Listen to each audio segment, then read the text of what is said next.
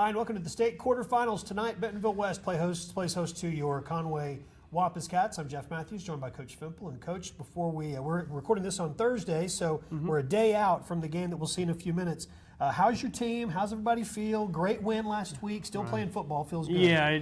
Anytime in this time of year, you go into a season and you always talk about that one goal of being able to practice on Thanksgiving, and we're one step away from that. So. I think, after our last regular season game, we came back pretty focused and had some good practices. And, again, continue that on to this week and being outside.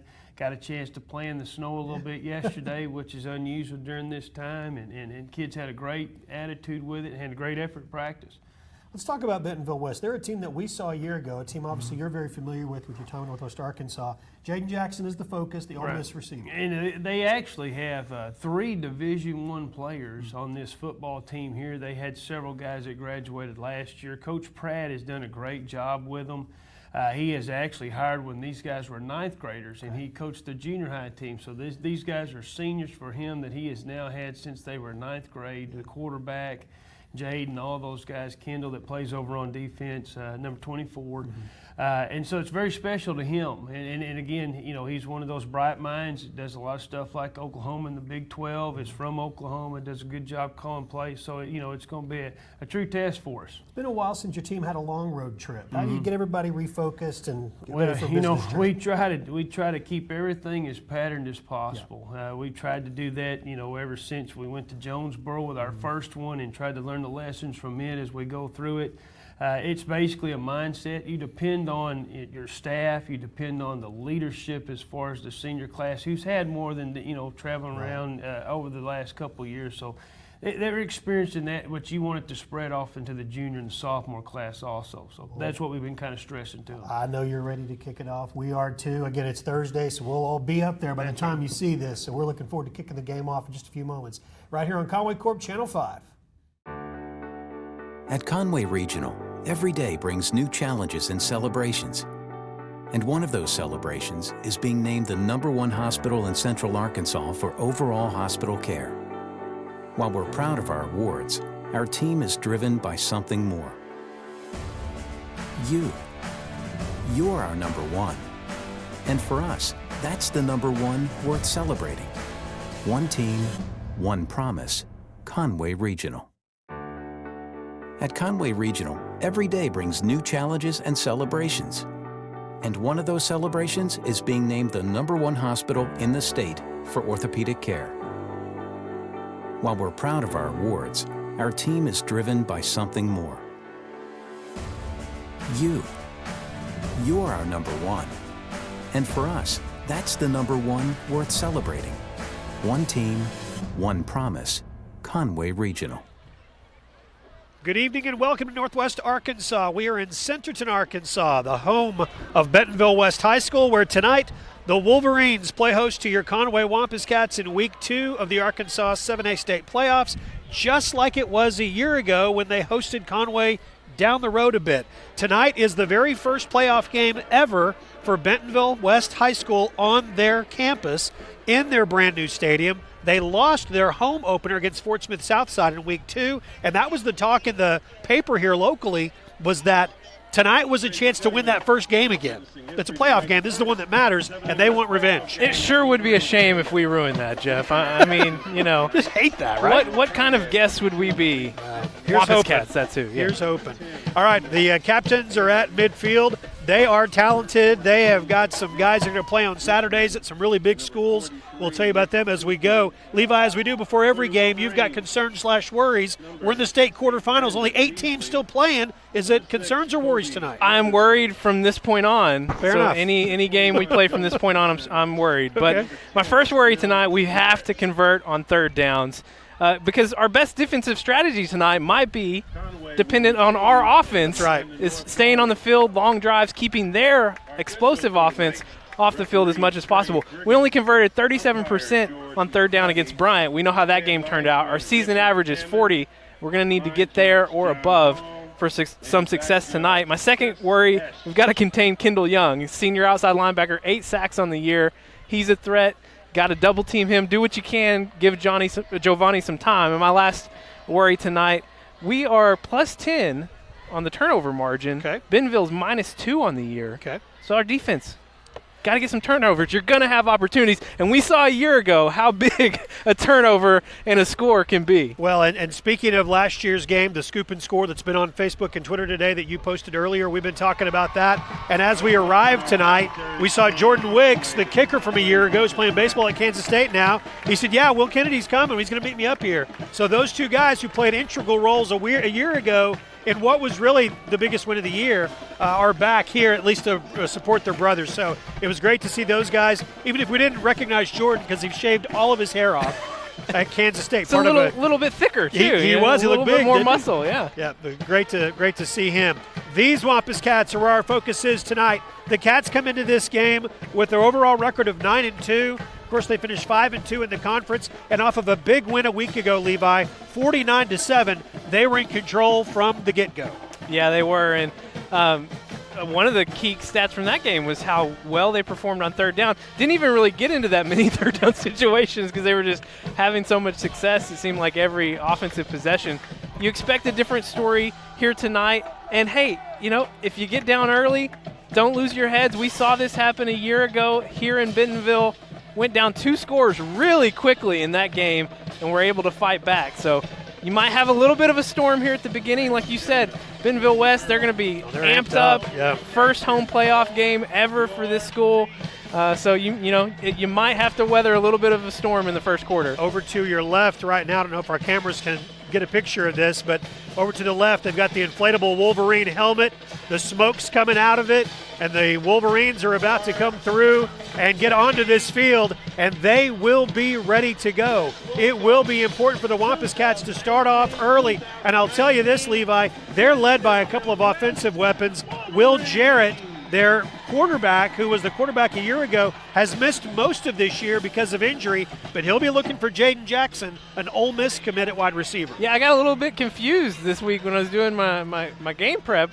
I saw a sophomore quarterback for Bentonville West had more passing yards than the senior, but like you said, Will Jarrett missed a lot of the year, played in that first game, was injured, has come back these last 3 games. They haven't played in 2 weeks, and not arguably, the stats prove it. He's coming off his worst game of the season against that Bentonville team in that rivalry game. He did not play very well, so be interesting to see how sharp he looks out of the gate. Bentonville West lost their first 3 games in the preseason. They lost to Owasso, Oklahoma, the defending state champions over in Oklahoma, lost home games to Fort Smith Southside and to Bryant, and then went on a run. They won 6 in a row in the 7A West, wins over Fayetteville, Springdale, Rogers, Harbor, Heritage, Van Buren, and then lost to Bentonville. But in those 6 wins, they scored 31, 35, 41, 45, 42, and 46. They can put points on the board. They can do so quickly, so it will be important for this defense to do their job. And they are taking their time coming out of that inflated helmet over there, right? They're soaking up every second, I Joe. guess so. All right, well, before we even get started, let's remind you how you get a hold of us. 5 Sports Live on Twitter is where you'll find us on Twitter. Tweet at us, 5 Sports Live, or you can find us on Facebook, comment there. We know a lot of you use the chat feature on YouTube, and our apologies. It's difficult for us to get to everything, so I know whenever I go back and watch the game on Monday or Tuesday and kind of look at our performance, the team, and kind of rate some things that we've done, I always see the chats there, and I'm like, we missed a chance to comment on that. So we appreciate you, and if we miss it, just know that we're only 2 men. I'll try and pull it up some tonight. All right, do what you can. Get in on the Do what you can. Already got a few people checking in on Twitter. All right. 5 Sports Live. TM Pickram, we know her. Jay Breen, Earl's Right. mom. It's game time. Go Wampus Cats. Mason Choate. No Wampus Cat report tonight, Yeah, right? sure. Yeah, he's going to be finished until we get to basketball season. So, yeah. He's watching the game from home tonight, hoping it ends a little bit like last year. I think that's a good hope, and I'd be just fine if it was a crazy 48-40 game like it was a year ago. That was thrilling a year ago. Again, it was down the road. This is, if you're watching the game with us tonight, then it may not look any different, but it is a new stadium. It's a brand new stadium. What they did here for the first few years that they were a school, they played their home games over at Bentonville High School. They would play JV games here, and they would practice here. In fact, the side of the stands that we're on, this was the only stands for the first couple of years, and then they completed construction of the larger home stands and the 3-story press box that's across the way that you may see as the camera goes by tonight. But we are ready to go. We got here at the dark at night, and so you'll have to trust us. It's all farmland. Yes. There are no buildings. Only thing you're going to see out here tonight is football. That is correct. That is exactly right. And you'll see Conway getting the ball first. We're so glad that you're with us. Only 8 teams remain. Conway in the quarterfinals. We are ready for football in Northwest Arkansas. Blake McDoulet, who their coach calls the best kicker in the state, is going to kick off to begin the game. I respectfully disagree. Deep to receive, Luke Bailey, Shane Smith, and Deontay Bennett.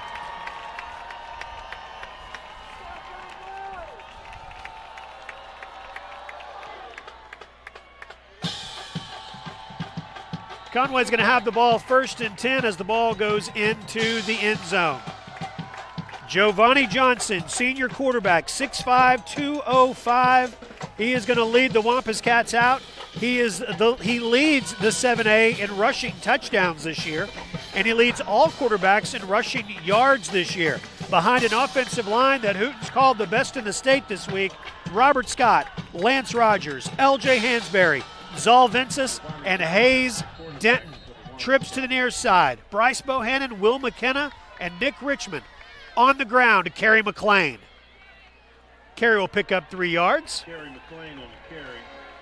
Hope to see a lot of Kerry McLean tonight. Jonas Higson with the stop along with Chris Bush.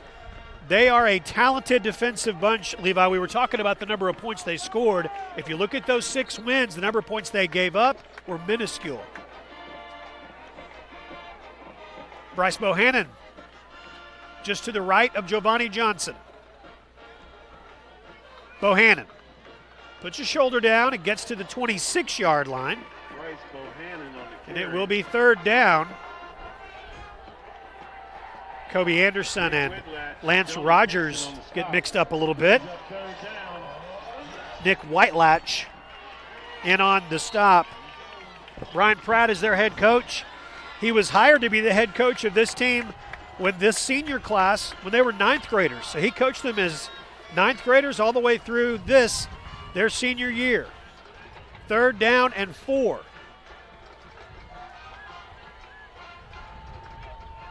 Giovanni rolls and throws quickly. It's complete. Ball comes loose. The first turnover of the night goes to Bentonville West. And the Wolverines have it at the 32-yard line, 1st and 10. By Blake Williams. It's their 6th fumble recovery on the year. We talked about how important turnovers could be in this game, and we'll see what this Conway defense has in store here if they can pick up that offense. Roman Aaron and Malik Bentner in the secondary. Tommy Grady Garrett in the quarterback for the Wolverines. and Randy Thomas are your cornerbacks. Will Jarrett is the starting quarterback for the Wolverines. He will send Jaden Jackson in motion, and they'll hand the ball off. Up to make the stop is Malik Benton. Malik Benton made the stop, but credit needs to go to Dwayne Smith too as he comes up on that outside linebacker spot, blows up a block, forcing Bentonville West inside. Tez Miller in the game as there are 5 defensive backs. Dwayne Smith, Reed Hughes, and Parker Prock. Ball is thrown and incomplete, intended for Higson. Your defensive linemen, they've been good all year. Corlin McKinney, Tony Pasalacqua, and Kane Aaron, and there is an injured Wampus Cat on the field down at the 40-yard line.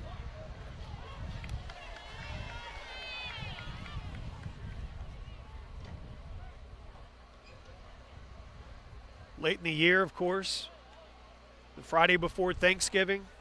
Played a lot of football. The season started a year or a week early.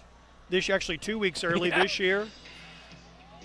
They've been playing a lot of ball over the last few months. Tommy Grady is the injured Wampus Cat, talented junior who has made his way into the starting lineup. This is still still fairly new turf, I would assume. Looked to me the way he was holding his ankle, it might have got it twisted up a little bit as he was getting ready to make a hit. Coach Fimple, Brooke Mines, and Jacob Walton Connor. The latter two are, of course, the athletic trainers for the Wampus Cats, are helping Tommy off the field. All right, so Tommy's going to make his way off the field.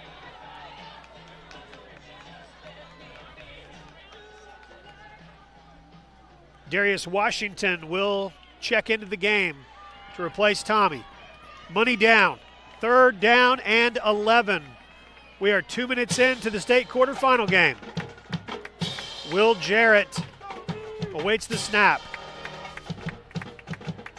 He again missed the middle part of the year. There's some movement. False start against the Wolverines. You know, it's been a while since we've done a game with the band as close as they are. They were close to us in Bryant, but not a lot of good things happen in Bryant, unfortunately.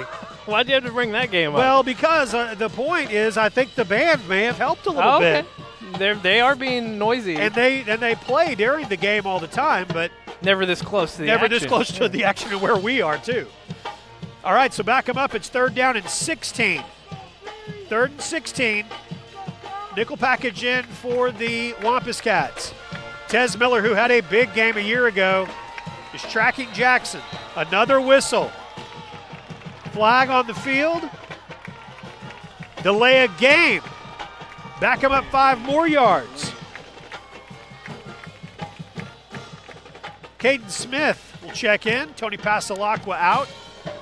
These are big penalties here because you had what at the time could be, hey, we don't convert on 3rd, depending on what we get, maybe we go for it on 4th down, but now you've backed up 10 more yards. And with their kicker, you were easily within field goal range. I'm not so sure at this point. So 3rd down and 21. Smallwood in motion. Jarrett pressured. Dwayne Smith with the sack at the 42-yard line. 3rd sack of the year for the junior Dwayne Smith, and the Wampus Cat defense picks up their brothers on offense.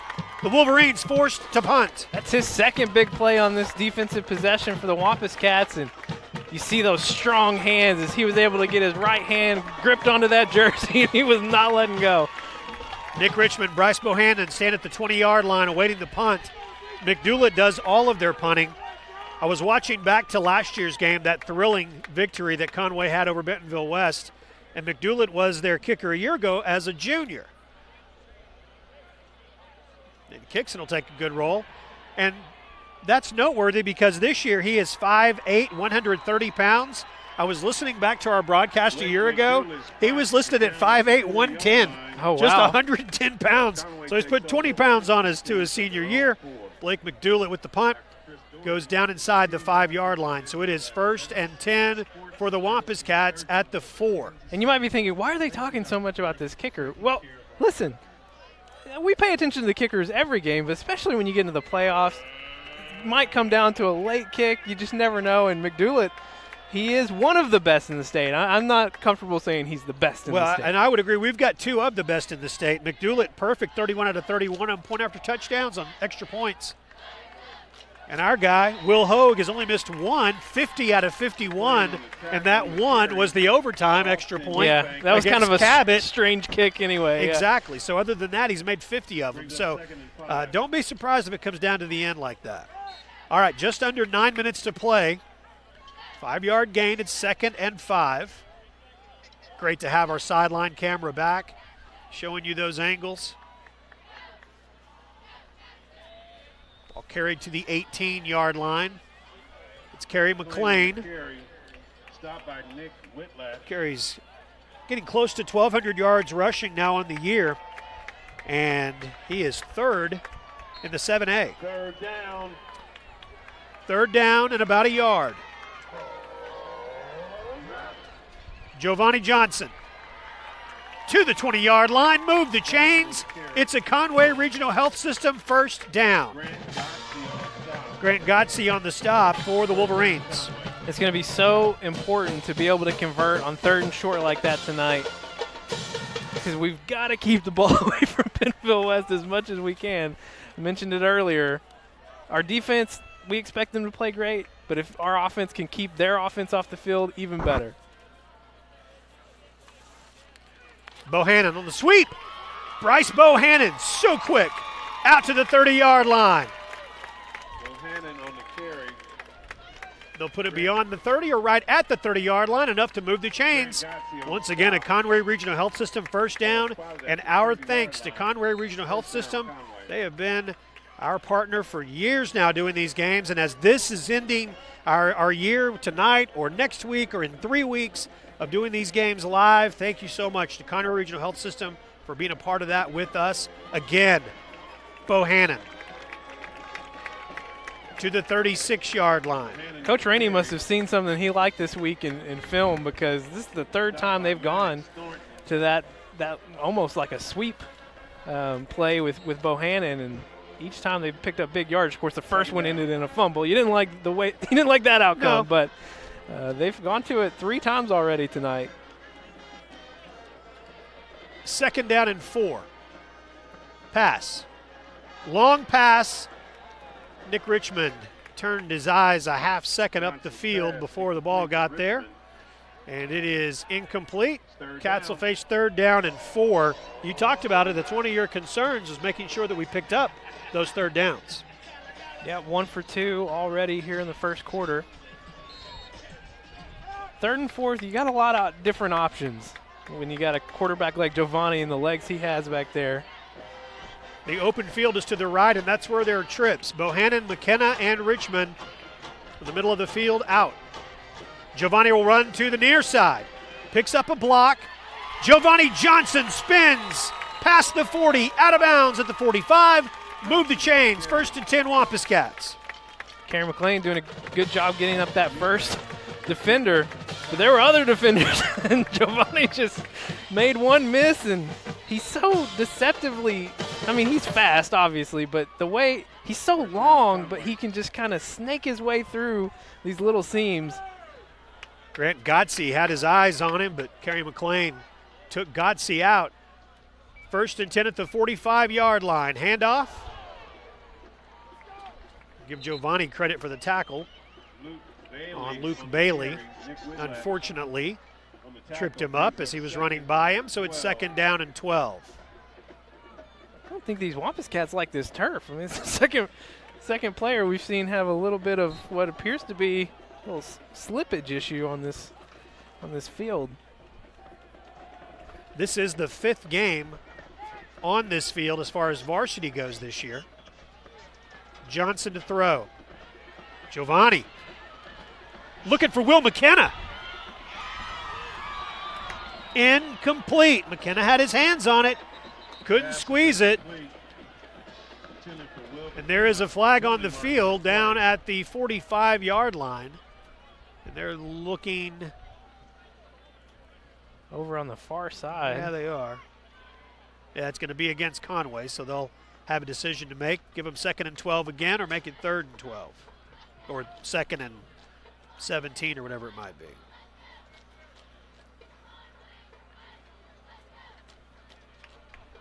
This Bentonville West program is the new kids on the block still in Northwest Arkansas. It was Rogers Heritage and Springdale Harbor that have come on board in the last, I think it's the last 12 years now, that these schools have started to expand and really changed the look of the 7A. West has had some success. Conway looking to end their season 2 years in a row. Johnson will throw on 3rd down. He'll get away from Higson, directing traffic. Giovanni Johnson running. Giovanni Johnson gets to the 46-yard line. One of the coaches, one of the many coaches for Bentonville West, was animated on the sideline about something, but I see no flags on the field. Well, I do see a flag on the field right at the 50-yard line. Eubanks on the stop for Bentonville West. There were a couple really hard blocks out there. When you get your quarterback running around like that, sometimes it's easy to end up with a block in the back. So it was 3rd and 12. Both teams struggling with penalties. That'll be from the spot of the foul, so they'll mark it off from there. Back to the 34.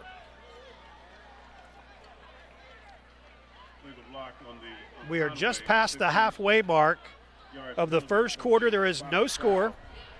Tonight's game, one of only 4 in the 7A. Coming up at halftime, we will give you updates on the other 3 games. Just down the road, Northside is playing Bentonville. Down in Central Arkansas, Fayetteville playing at Bryant, and Fort Smith Southside playing at North Little Rock. 3rd down and 21. Giovanni looking left and throwing for Nick Richmond. It was just a little bit short. Falls incomplete, and it is 4th down. Nick McEwen will be on to punt. So penalties hurt both teams, and we'll see what Nick McEwen is able to do and hopefully turn this field over a little bit.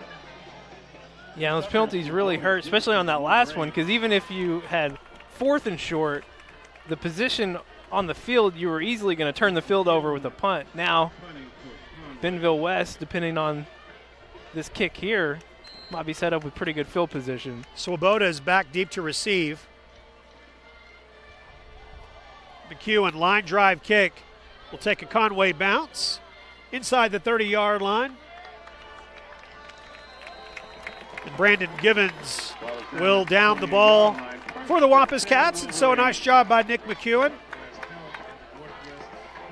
1st and 10 for the Wolverines. Bentonville West. This is one of those times where I'm glad that we have a live studio audience, if you will, because I want someone to find out why they didn't name this high school Centerton High School.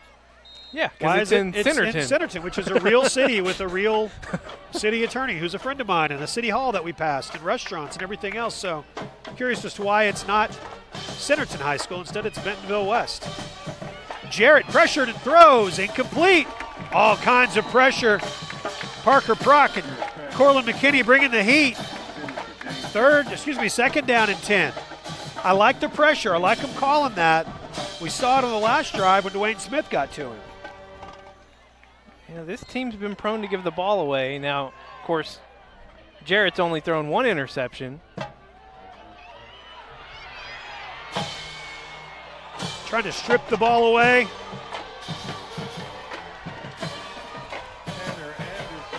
It's Tanner Anderson. He is their second option at running back, but he has had a good year. Found the end zone 5 times with a nice play there. Moved the ball into Conway territory.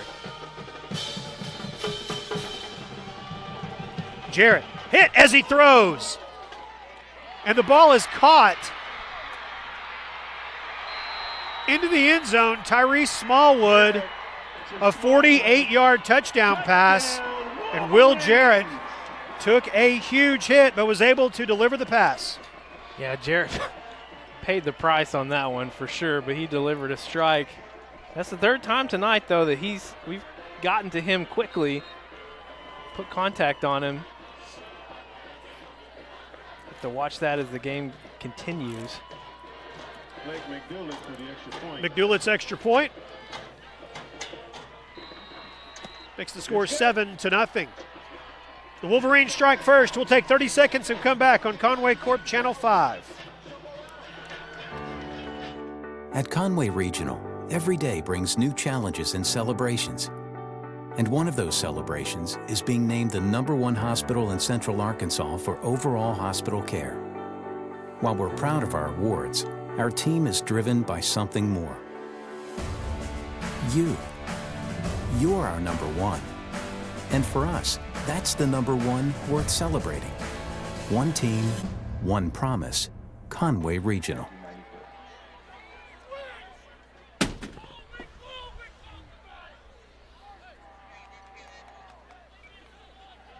.450 to go. I don't know if you heard that huge crash that just happened in the press box that we are broadcasting from the top of, but there was no one injured this time on that. So we will let the ball go to the end zone, catch our breath, and we'll get the Wampus Cat offense back out there. Levi showing that they can move the ball and showing that defensively they can get to Jarrett. We've gotten to him. putting the pressure on him, but our secondary is going to have to be the ones to get to those passes too, because he's going to deliver them. Yeah, if you're a Wampus Cat fan, don't be too discouraged just yet. Well, we've seen some positive things, although really the story of this first quarter for this Wampus Cat offense so far has been penalties and, and a turnover, so they're going to have to correct that. Well, remember that before we even knew where our jackets were, these were the Cardiac Cats.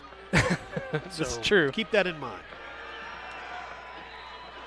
Short gain. In fact, loss on the play at second down. Yeah, we were talking on the drive up here about, someone said, well, you don't want to go down too much to this team. And I made the snarky comment of, yeah, it's not like these Wampus Cats have come from behind any this season. Just 4 times. I'm glad you admitted that it was snarky. Well, I have the nickname Salty Levi for a reason. Sometimes it just comes out a little extra salty. Second down and 12. Slade Smith and Nick Tufu are in the game. Slade is the tight end to the near side. Nick Tufu provides a good little kick-out block from his H-back position for Kerry McLean, who gets to the 25-yard line, and the Cats are facing third down.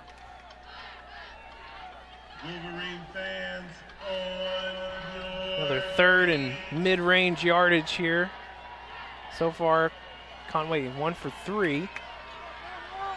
And Giovanni's had time back there. He's underthrown a couple passes. One of them was just really deep pass. Richmond and McKenna are to the far side. Power set to the near side with Tufu and Smith. Hand off to Kerry McLean. McLean will move the chains to the 33-yard line. First and 10, Wampus Cats right up the gut behind Lance Rogers and L.J. Hansberry. 66% of this team's offensive production has come on the ground, and you just know they have confidence even on 3rd and 5 like that. Hey, we can pick up 5 yards. We can do that. We can open up a lane for these talented backs. Cats down by 7. Quarterfinals of the 7A state playoffs. Kerry McLean will run behind Hayes Denton.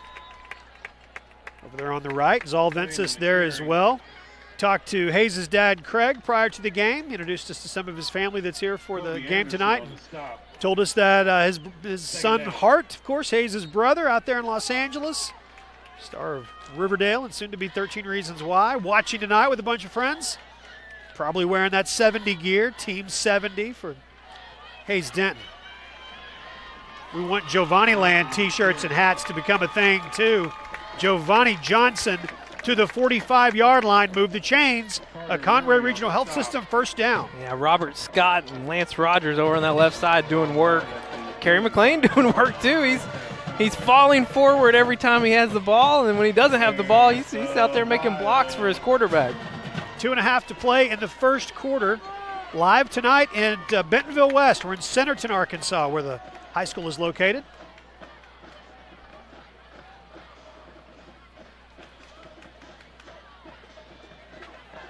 Johnson to midfield.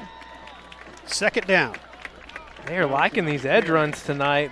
We've seen it with these little sweet plays with Bryce. A couple times tonight with Giovanni taking it out of shotgun and getting a lead blocker from Kerry McLean, either right or left. Levi, you mentioned him in your concerns earlier, but we have not mentioned Kendall Young yet, number 24 for this Bentonville West defense.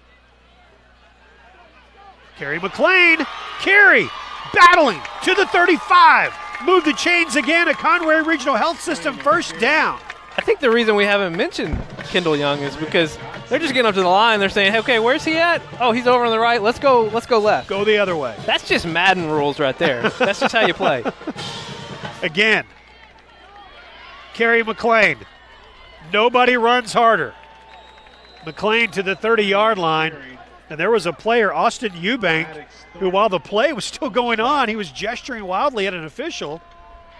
The ball was still live, and Kerry McLean was still running hard. Not sure what that was all about. It's second down. I would argue there was some extra contact after the whistle there. Will McKenna and Nick Richmond go to the right. That's Luke Bailey who'll get the handoff. Bailey close to a first down. Luke Bailey on the carry. Caleb McCray. Slow and methodical. That's great. That's fine with me. Absolutely. It is fine with me. Yeah, this offense can't hurt you when they're standing over there by Brian Pratt. And they can put some points up on the board. As we mentioned earlier, they had a streak this year of games where they scored 31, 35, 41, 45, 42, and 46. So, yeah, let's keep them over there. And let's put some points on the board ourselves. Giovanni Johnson on third down will spin to the 23, and that'll be enough to move the chains once again. A Conway Regional Health System first down for the Wampus Cats. And a good group of Wampus Cat fans made the trip to Northwest Arkansas, as you would expect. And they're on their feet making some noise as the clock is going to run out here in the first quarter. We have played one. Bentonville West leads 7-0. We'll take 60 seconds and come back on Conway Corp Channel 5. At the end of the first quarter. Hey Wampus Cat fans, David Grimes here. I'm a big fan and a proud member of the Wampus Cat Booster Club. And now is a great time to join the Booster Club. Booster Club members get to vote to help induct the class into the new Wampus Cat Sports Hall of Fame. To find out how you can join, go to ConwayWampusCats.com and click on Inside Athletics. Believe me, there's never been a better time to join the Conway Booster Club.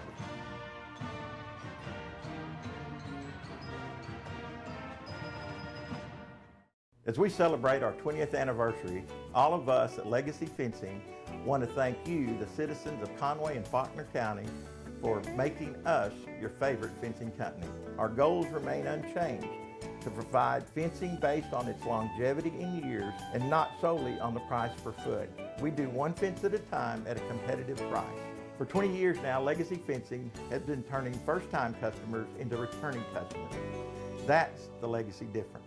Tickets or It's 7-0 with the Wampus Cats trailing Bentonville West, waiting for the second quarter to start. Hey, I wanted to say hello real quickly to a young lady that I met yesterday. She is a huge Wampus Cat fan, Madison Smith, who goes to school at Ida Burns. She stopped me at Walmart.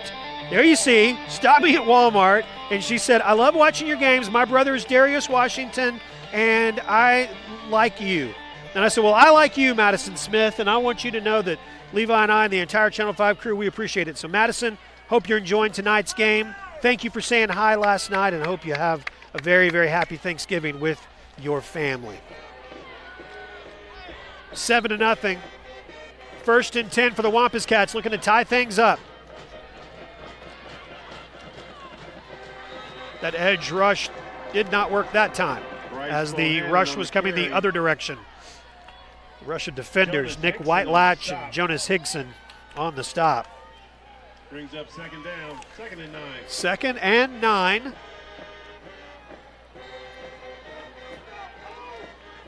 Conway started last year's playoff run with a win over Rogers at home. Check. Now week 2 is a game on the road against Bentonville West. Let's see if we can put a check mark by that one by the end of the night also.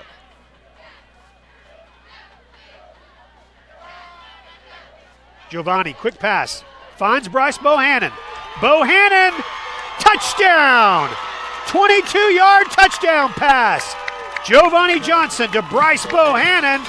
The Cats an extra point away from tying it up. And that looked an awful lot like Conway's first touchdown of the season way back in week 0. Coincidentally, it was a pass out in the flats to Bryce Bohannon. His first score of the year looked almost identical. Will Hogue will attempt the extra point. Reed Hughes does the snapping. Nick McEwen does the holding.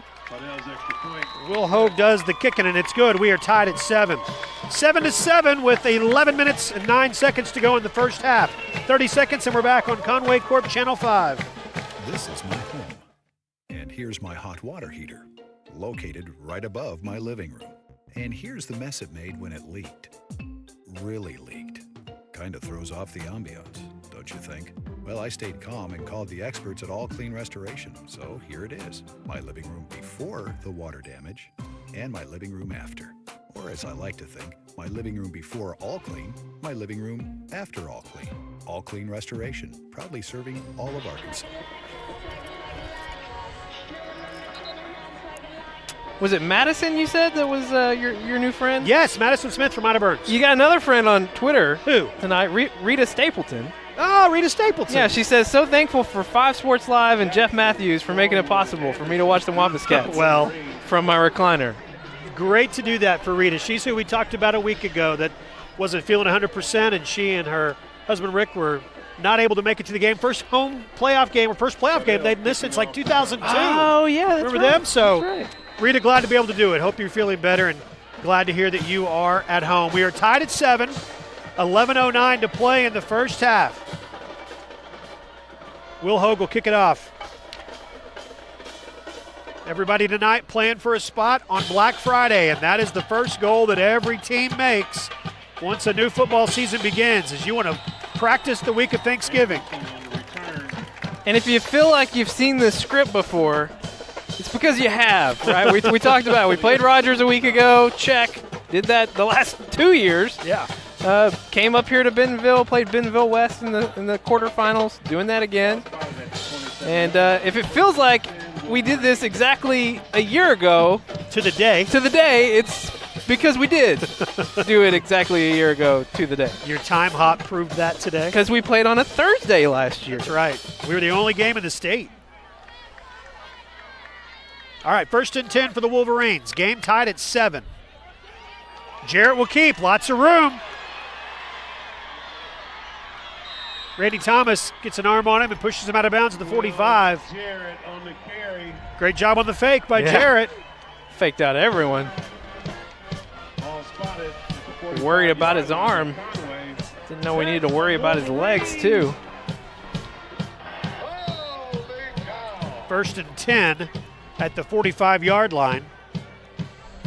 Jarrett's a great athlete. He also plays shortstop for the Bentonville West baseball team.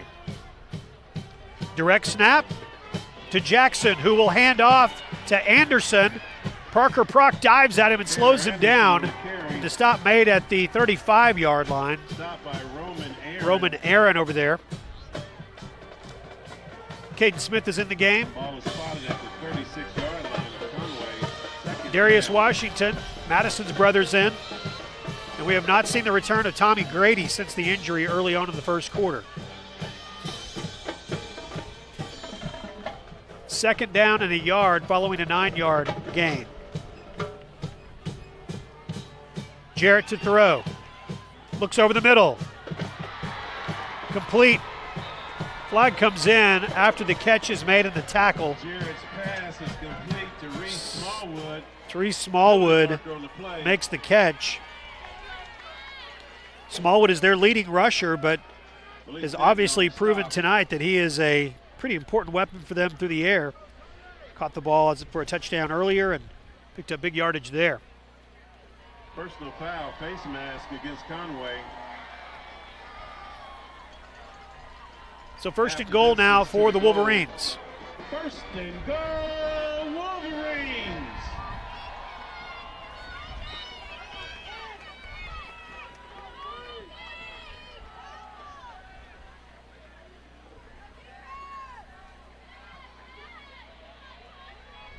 Couple of minutes into the second quarter. Winner gets the winner of North Little Rock and Fort Smith Southside next week. Pass is complete. Now they call it a touchdown. Jaden Jackson makes the catch, and it's a big hit. Jaden Jackson, touchdown. Helmet popped off of Jaden Jackson. Then a flag came in.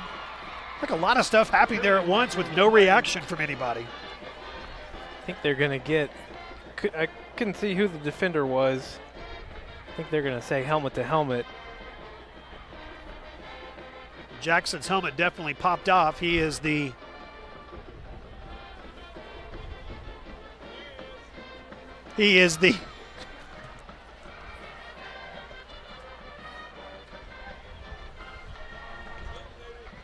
Everybody's still deliberating out there.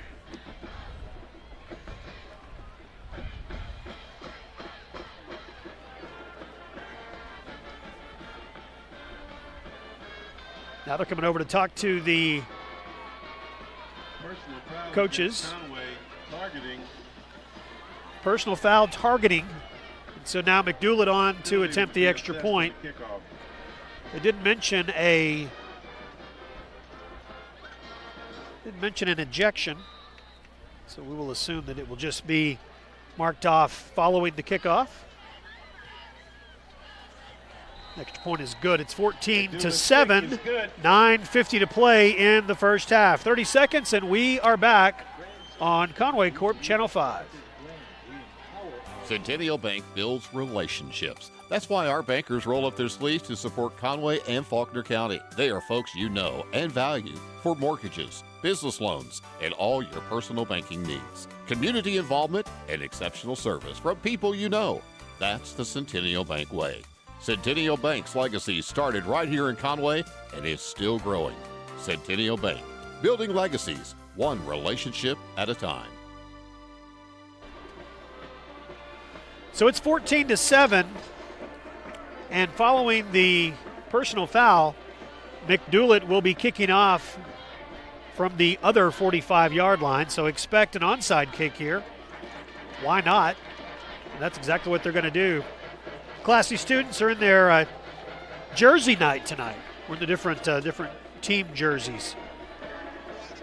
And even former Wampus Cats getting involved. We saw Jordan Wicks was in an Ezekiel Elliott jersey. Well, you know, it happens. Here's the onside kick. High bounce. Taken by West. And that is what can come from the personal foul. They don't try an onside kick from their own 40, but with the ball where it was, there was no risk in trying the onside kick. It was perfect. And West has the ball, 1st and 10 in good field position at the 33-yard line. It was almost like Conway wasn't expecting it. It didn't seem like they had a lot of folks on that side of the field. Cats trailing by 7. Jarrett pressured. Parker Prock got to him and drops him at the 40-yard line. You remember a year ago, this was the game where Sack Friedel was born. And it might need to be some more of that. I mean, when we put pressure on him a year ago, it changed the game. It did, yeah. You had I think it was Roman Aaron that came in and knocked that ball out, and Will Kennedy did the rest on a short. He didn't have too far to have to run. But no. But it feels like that's – but then again, if you do that, then you leave some other options open. So it's again, with the quarterback keep, but no gain. Parker Prock steps in and makes the stop along with Reed Hughes. Tony Pasalacqua there also. And it is 3rd down. A chance here for the Wampus Cat defense. 2 sacks tonight easily could be 3 or 4. They've gotten there. They've gotten the contact on Jarrett. They've also given up some big plays. 8:44, clock running. Jarrett fakes left, pulls it down. He's got time. Now he throws. Jackson makes the catch. Gets away from the defender. Tez Miller's there to make the stop, but he is right at the 1st down marker. What was 3rd and 16? Looks like he picked up 17.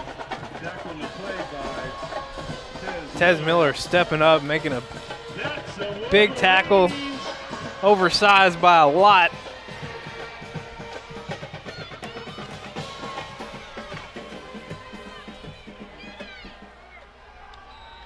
Jackson on the carry.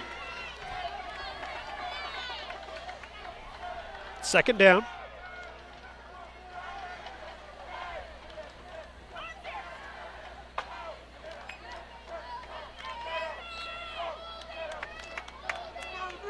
Second and 7. 2nd down and 7. 4 wideouts. Anderson in the backfield along with Jarrett. Jarrett throws for the corner of the end zone. It's incomplete. I know, reading the reports about their game against Bentonville High School 2 weeks ago, there was a lot of talk about the trouble that Jarrett was having connecting with his receivers and how their timing was off because of the injury that Jarrett had early in the year, and he missed so much of the season. Yeah, he was just 10 of 20 in that game, only 123 yards passing. Again, a game where they just scored 7 points. Timeout's going to be called by the Conway defense. We will take it with them. 7:38 to go in the first half. Timeout on the field. We're back in 30 seconds on Conway Corp Channel 5. At Conway Regional, every day brings new challenges and celebrations. And one of those celebrations is being named the #1 hospital in the state for orthopedic care. While we're proud of our awards, our team is driven by something more. You. You're our #1. And for us, that's the #1 worth celebrating. One team, one promise. Conway Regional. Cats down 14-7, 7:42 to play in the second quarter. Wampus Cat Pep Band made the trip up. Good to see that. We've had a few people on Twitter commenting about the band. Oh, nice. It's coming over loud and clear, so that's Is it? good. They like it. Good. They like it. If you turn your air down to about, I'm not even going to complain. I'm not even going to complain. It's not raining. It is so, not. You It know. is not raining, and it really is. It just kind of feels like football should feel the Friday before Thanksgiving. I've got 4 layers on, so I'm doing.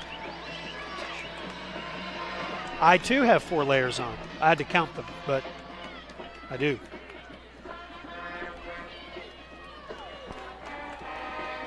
Third down and 7. Big defensive play here for the Wampus Cats. 3rd and 7. Whistle, flag. False start. Make it 3rd and 12. False start, Wolverines. That's not how you want to come out of a timeout. It is how you want them to come out of a timeout. It's how you want them to, yes. Again, we want to hear from you tonight if you're watching. Appreciate you watching tonight. Kathy Cooper. This is Sack Friedel's aunt listening to the game. Go Cats. Thank you, Kathy. 5 Sports Live on Twitter or find us on Facebook. Jarrett pressured, throws into double coverage. Knocked away. Fantastic defensive play. Malik Benton and Randy Thomas were there. Swoboda was the intended receiver, and it's 4th down and 7. McDoulett's longest field goal of the year, just 39 yards. It'll be a 41-yard attempt here.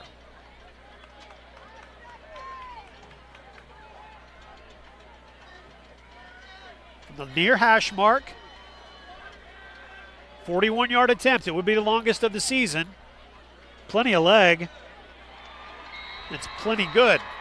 Well, the Wampus Cats hold Bentonville West to just 3. That's a win for sure. Good timeout. Yeah. 17-7, a 10-point lead for Bentonville West over your Wampus Cats. 7.5 to play in the first half. We'll take 30 seconds and come back on Conway Corp Channel 5.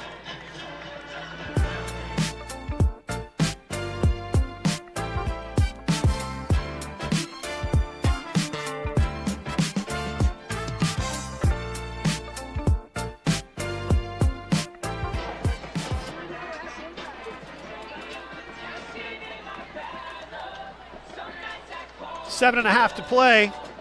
First half action from Bentonville West. State quarterfinals tonight. The winner of this game takes on the winner of North Little Rock and Fort Smith Southside. Ellen Turney said, "Come on, Jeff and Levi, get those cats together." Doing everything we can. We're trying. Taken at the goal line.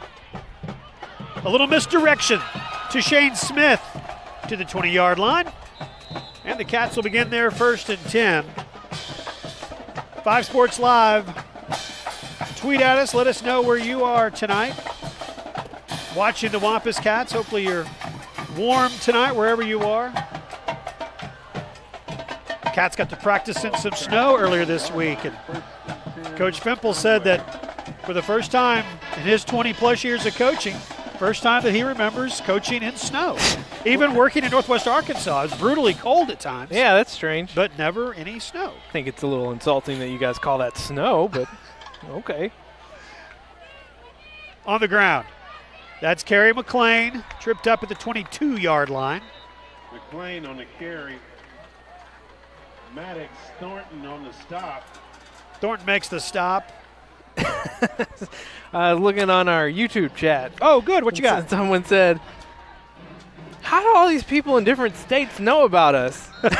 Well, it's YouTube. It goes out to a lot of people. Pretty much everyone.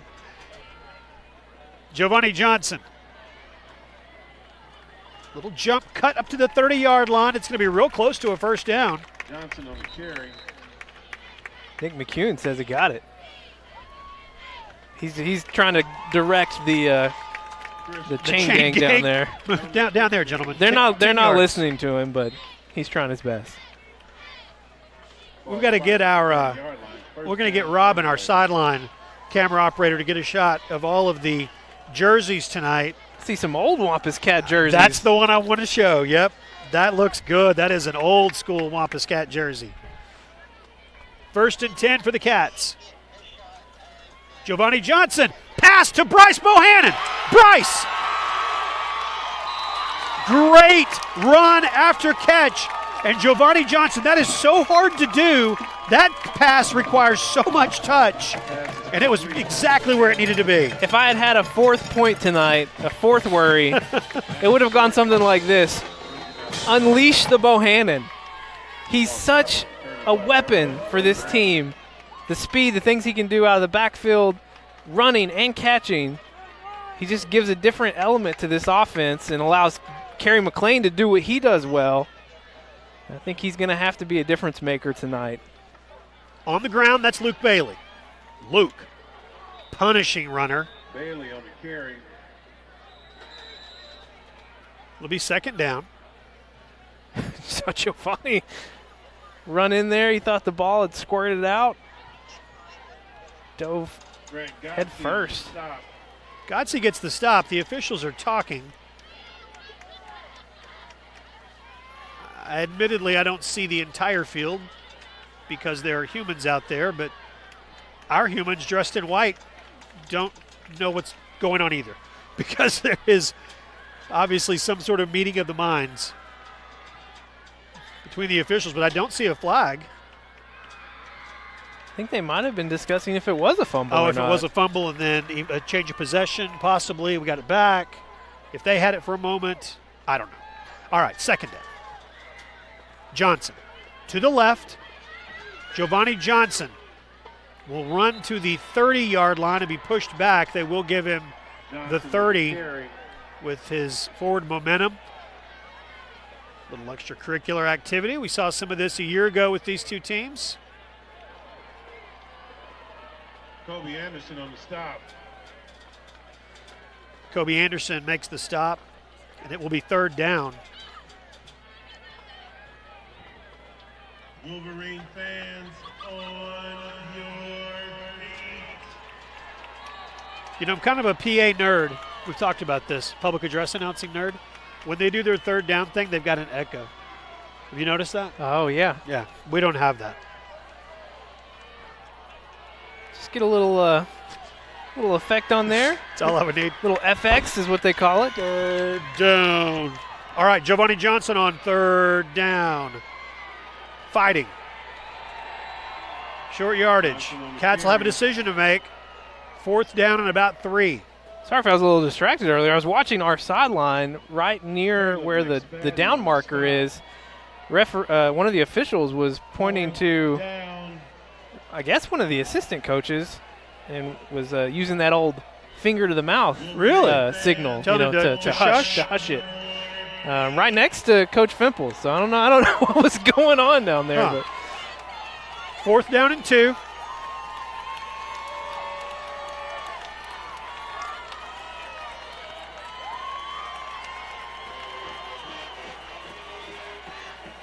Kerry McLean goes airborne, and that should be enough for a 1st down. Nick McEwen thinks it is.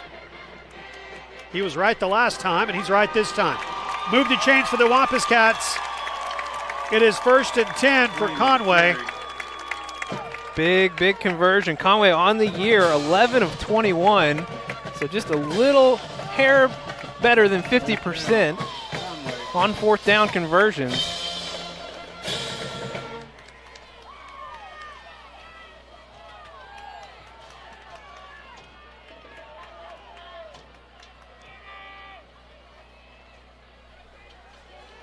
Johnson looking for Slade Smith.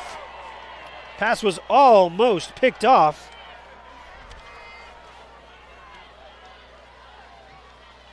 Pass was intended for Slade Smith. It's 2nd down and 10. You don't see Giovanni under center very often, and when you do, that's usually the play they're going to, is that little play action roll, typically to his right. Bentonville West looked like they had seen that one before.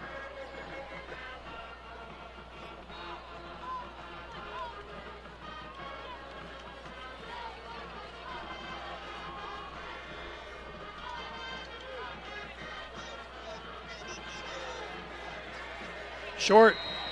It's 3rd down and 10. Pass incomplete. Intended for Bohannon. It's been short a few times tonight. A couple of those times on short outs like that.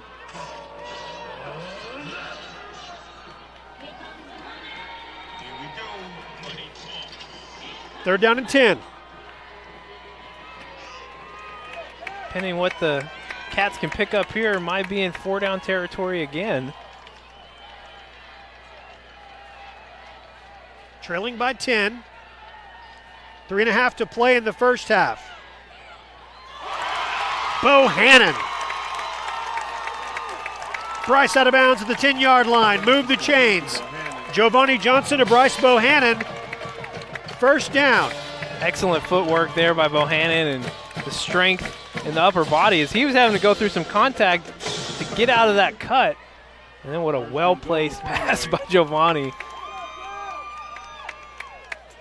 And the ball is on the 10-yard line, so it is 1st and goal. Cats looking to cut into a 10-point lead for the Wolverines.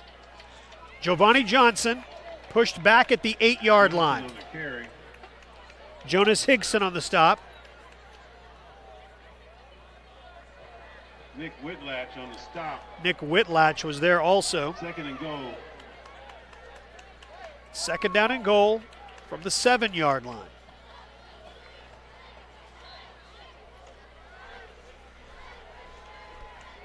Getting into Giovanni land territory. Hashtag Giovanni land. Hop on board. Leads the 7A in rushing touchdowns as a quarterback. Empty backfield. Giovanni. There was room, but he got tripped up as he went airborne down to the 4-yard line. It's 3rd and goal from the 4. Yeah, he tried to make that happen. He got up there, could have got a little bit more of a crease.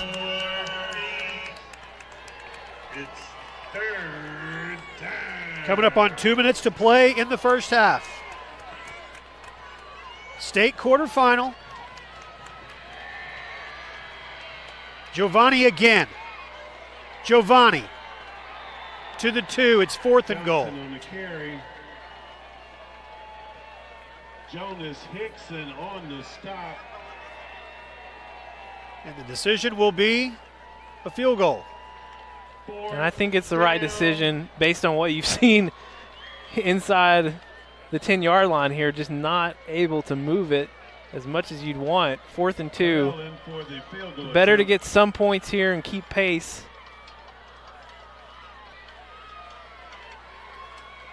It's a 20-yard attempt for Will Hogue. Lead cut to 7 with 1:25 to play in the first half. Bentonville West 17 and Conway 10. 30 seconds and we're back on Conway Corp Channel 5. At Conway Regional, every day brings new challenges and celebrations. And one of those celebrations is being named the #1 hospital in the state for women's health. Plus, we're the only hospital in Conway using state-of-the-art 3D mammography. While we're proud of our awards, Our team is driven by something more. You. You're our number one. And for us, that's the number one worth celebrating. One team, one promise. Conway Regional.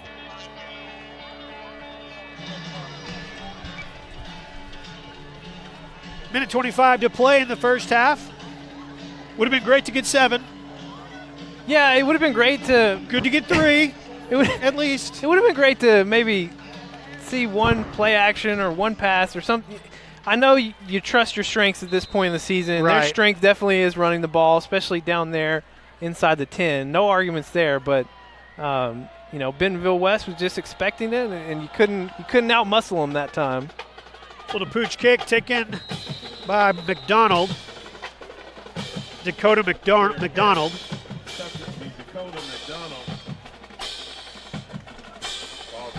And with a minute 21 to go in this first half, what is a 7-point game, Bentonville West leading. Cats defense on the field.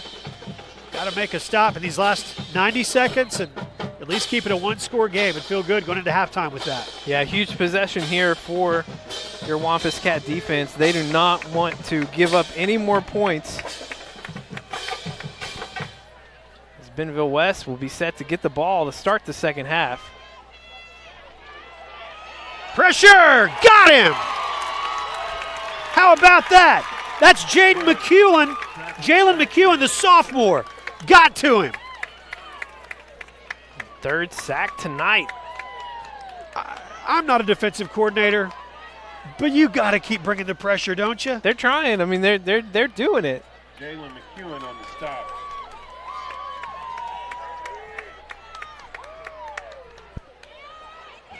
Jarrett runs away and into the arms of Dwayne Smith at the 37-yard line, and it is going to be third down. On the carry. Bentonville West, all 3 of their timeouts, they're going to burn one here. Timeout, Wolverines.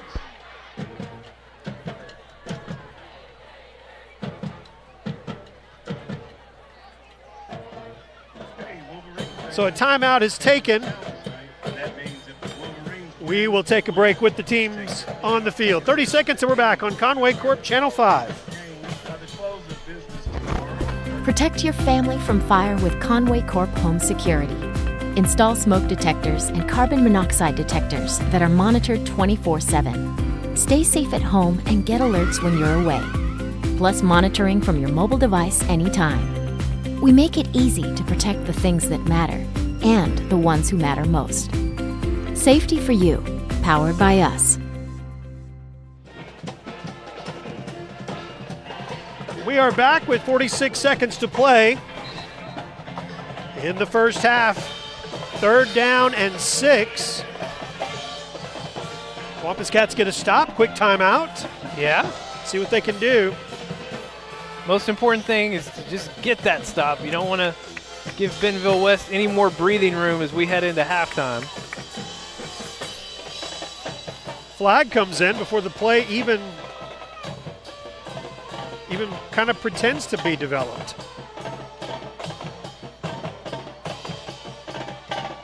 We're going to say offsides against the Wampus Cats?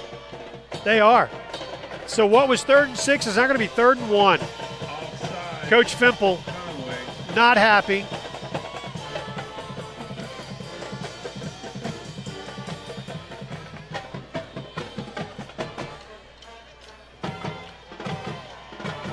They're going to say that that's enough for a first down. Their 3rd and 6 was really 3rd and 5. Unbelievable. So, offsides. Penalties have been so costly tonight. Going to have to overcome this. 40 seconds to go, 46 actually to go in this first half. Jarrett held, still being held. Now the pass, it's complete, and a huge hit on Smallwood down at the 49-yard line. Unbelievable. And I hate to be that kind of announcer, but how can you not see that hold? Final 20 seconds. Jarrett throws incomplete. Jarrett's pass incomplete, intended for Jackson. 16 seconds to go. Can hear these Wampus Cat fans. Yeah, well, they're trying to get the attention of the officials out there. Agreed, sir. They're holding all over the place.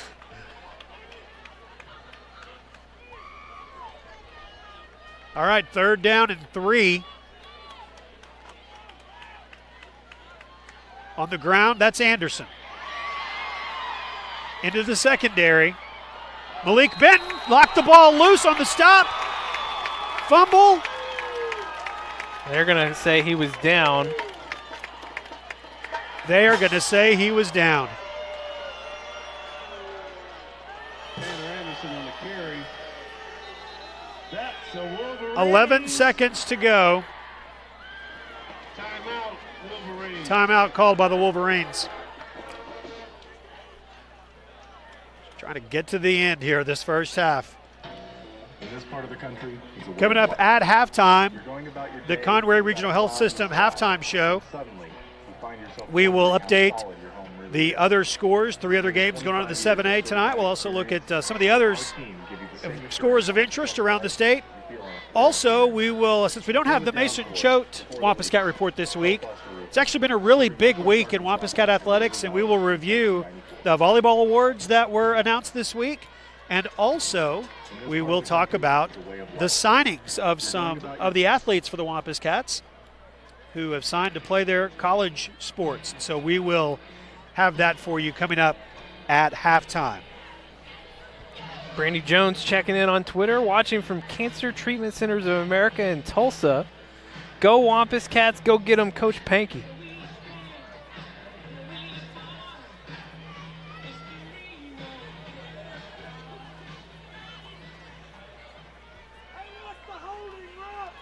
Still with the holding.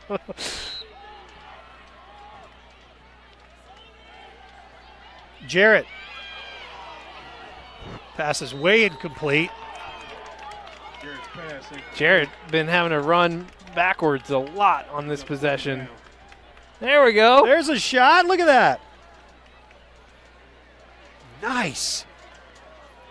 Was that circa That's 2001? That's the into- early 2000s. Yeah, Yeah, that's a 2008. I think they were still wearing those in 2009 when in Ashcraft's first year. I believe so. That's definitely the jerseys that they wore when we got started. Jarrett throws for the corner of the end zone. Pass is incomplete. We're at zeros on the scoreboard. And that's going to do it. All right, despite all of that, the Cats find themselves down 17-10 as we go to the halftime locker room. It is time now for the Conway Regional Health System halftime show. Hi, I'm Dr. Greg Kendrick with Conway Regional Health System.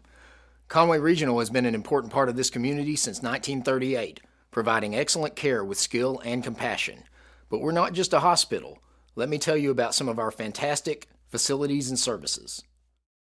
Located off of College Avenue, just a few blocks down from the medical center, Conway Regional After Hours Clinic is equipped to handle a wide variety of problems for patients of all ages.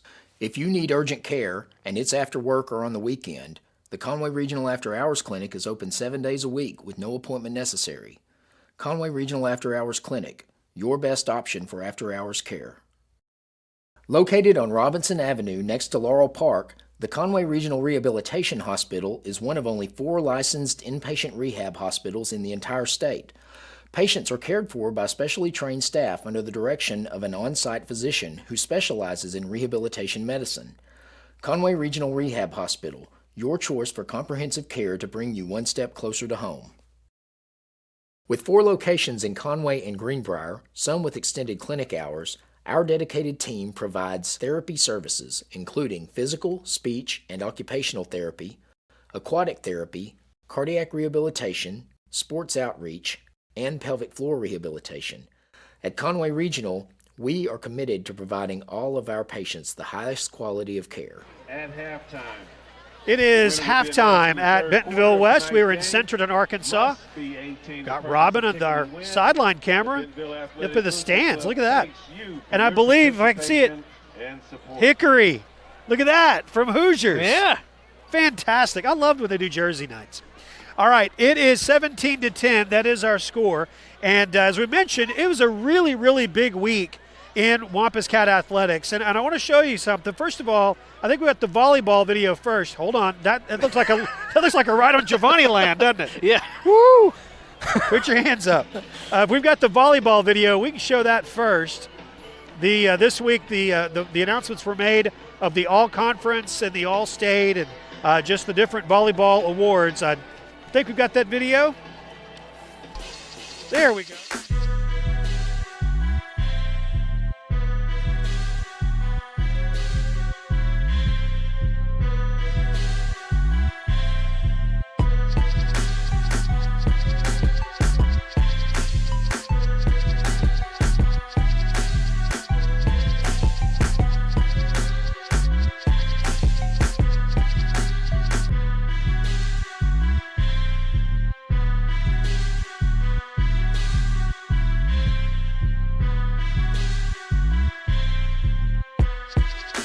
Job with that, and that was just part of the week.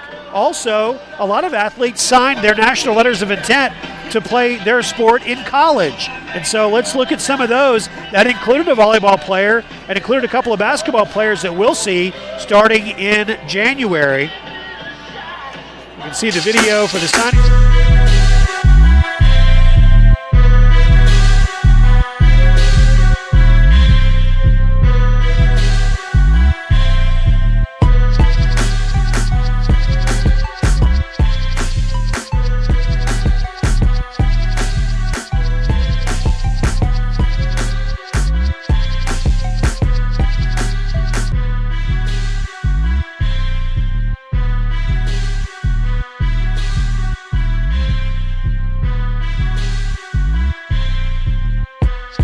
Yeah, you talked about the volleyball team and Carly Ferguson, state tournament MVP. Check out these numbers: 43 kills, 3 aces, 13 blocks, and 16 digs in that state tournament. Lady Cats only lost 1 set in the whole state tournament. What a year for them. Congratulations to them. All right, here's the deal. It's we got about 17 minutes until we're going to kick things back off here in the second half. So this is the time of the live broadcast where you get to step away, you get to warm up, get some food, whatever it is that you need to do. And as you see, there is nothing that you're going to miss because that's what's happening right now. So we're going to take about 10 or 15 minutes. We'll come back in a little while, and we'll be ready for the second half. We'll also update all the scores from the other games going on around the state. Glad you're with us. Bentonville West 17, Conway 10. We're at halftime. Be back in just a few moments on Wampus Cats football on Conway Corp Channel 5.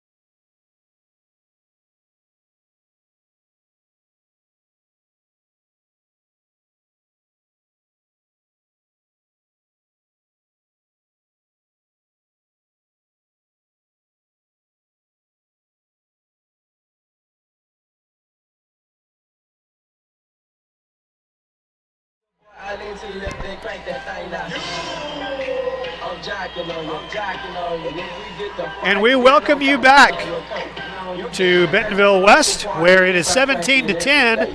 The Wampus Cats trail Bentonville West as we are getting closer to the beginning of the third quarter. We'll take a look at the first half stats in just a moment. But before we look at those, I want to update you on the other 3 games that are going on in the 7A tonight. On our side of the bracket, Conway's side of the bracket, I don't know if we have the bracket we can show you or not, but Conway is on the top half of the bracket playing Bentonville West tonight. Of course, Wolverines leading your Wampus Cats 17-10. North Little Rock, as you see the bracket there, North Little Rock playing Southside in North Little Rock, and North Little Rock is hanging with them, or Southside rather is hanging with North Little Rock. It is 20-14 as they are at halftime, getting close to halftime there. On the bottom half of the bracket, y'all right down the street from us, is a big-time upset that is brewing. Fort Smith Northside is leading the number 1 ranked team from the West, Bentonville, 27-10. A 17-point halftime lead for Northside over Bentonville right now. And the other game there on the bottom, you see Bryant and Fayetteville. It's a good one there. Bryant leads Fayetteville 14-10. Those teams have played 3 times already in the past 2 years. Each game has been a 1-point game. The winners will match up on Black Friday at 7 o'clock. And then you see all the way to the right, the state championship game is going to be the prime time this year for the 7A. That is the Saturday night 6:30 game. So the primetime game on Saturday night doesn't always happen for the 7A, but it will this year. So that's a look at the playoffs, the bracket. Conway trailing by 7 in this game. Got to focus here first, of course. We even care about what else is happening around the state for them as far as the team goes. What'd you see in the first half stats-wise? Well, Conway's outgaining Bentonville West, 202 total yards to 171, but they're doing it in different ways. It's mostly running for these Wampus Cats. That's what you've come to expect. 131 yards on the ground, led by Kerry McLean with 54 yards on 9 carries. Giovanni, 11 for 53. Bryce Bohannon, 6 for 22, and 1 fumble in the first half. And Giovanni, the only score for Conway, only touchdown, that is, in the first half was a pass to Bryce Bohannon. Giovanni, 4 of 9 for 71 yards and a score. All 4 of those passes complete to Bryce Bohannon. So he's the only Wampus Cat that's caught a pass in the first half. And really it was a story of penalties and just these little mistakes that have put Conway trailing here as we get ready to start the second half. Looking at this, 3 penalties against Conway for 25 yards, 3 against Bentonville West too, but the ones against Conway just seem to come at the worst possible time, and which led to that onside kick in the second quarter from Conway's 45, which Bentonville West got, and then went down and scored again. So that's really been the big difference here in the first half. Well, clearly the guys are loose. Nick Richmond. Yeah, a little baby shark, right? Nice. I'm telling you, I went so long without knowing what that was. Can I tell you what's great about having kids my age? I have no clue what you're talking about. Yeah. Well, is that something I should know? Are teenage kids talking about it? I mean, obviously. I don't know. I just know I had avoided it for so long, and then I heard it, and I just feel like life got a little bit sadder after I heard it. In a previous life, I had to know about all that stuff, but not now. Nope, not now.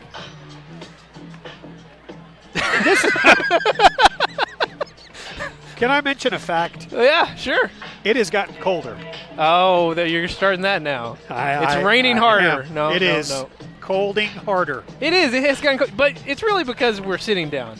Once the game gets back into action, we'll stand back up. We'll warm up. Okay. And hopefully this Conway defense warms up. They have been getting pressure on Bentonville West quarterback all night long. I mean, Jared's been running for his life. We need it to turn into a turnover for us. That's what we need. They lined up on the wrong side of the field. Both teams went to the wrong side, yeah. So. Oh, great. So we're in good shape here. Good start. Off to an auspicious start there. All right. Glad that you're with us. Let your friends know that we're back at it here. Tweet that out. 5 Sports Live is where you'll find us on Twitter. Love to hear from you here in the second half. Let's get these Cats to come back and get a win and move on to Another Black Friday game. Will Hogue will kick off.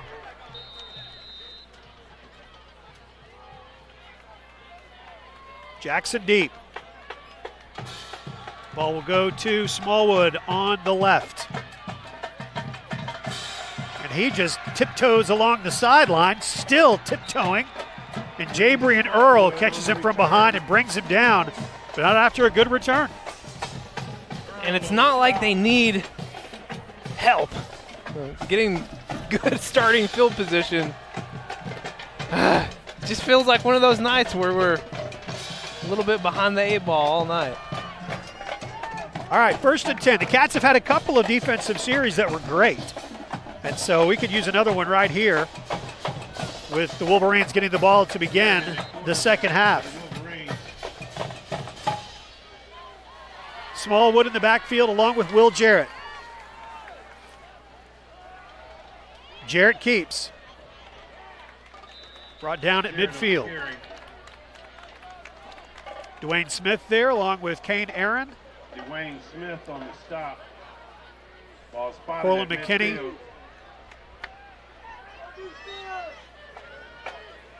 Makes it 2nd and 5. Just 2 down linemen for the Wampus Cats.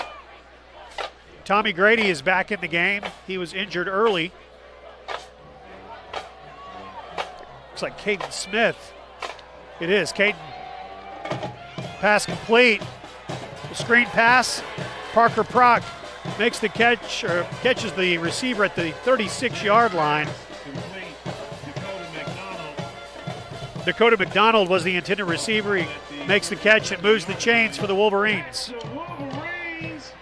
This Wolverine team, coached by Brian Pratt, for this senior class, he's been the only coach they've ever known. For everybody, it's the only class that they've ever known. He's the only coach they've ever had, but he came in as the 9th grade head coach when this senior class were freshmen and has coached them throughout. It's very rare that a head coach is a head coach of a group of players for 4 seasons, but he was able to. That's the Wolverines. 1st and 10 Wolverines. Jarrett throws complete to Swoboda. Right down at the 23-yard line. Malik Benton stepped up, made the stop. Tony Pasalacqua into the game as Caden Smith will hustle off. 2nd down.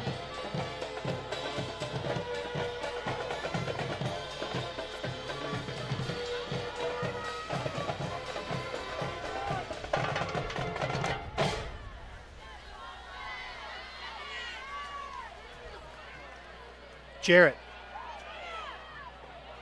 throwing a pass towards the end zone. It is off the fingertips of the intended receiver. Smallwood looking for a flag. And it brings up 3rd down and 6. Brings up 3rd down. Money down for the Wampus Cat defense. And that was Tommy Grady back on the field. Yes. Pretty sure he might have had a little hamstring issue earlier, so good job by him catching up. Yeah, he had, receiver had a step on him. All right, 3rd down. 2 minutes into the 3rd quarter. High snap. Smallwood gets loose, is tripped up. Reese Smallwood on the carry. It's 1st and 10, Bentonville West. By Parker Prock. Ball spotted at the 15-yard line. That's the Wolverines. These Wolverines look like they figured something out at halftime. They just seem to be playing faster. High snap. Smallwood thrown down. Parker Prock making his presence known.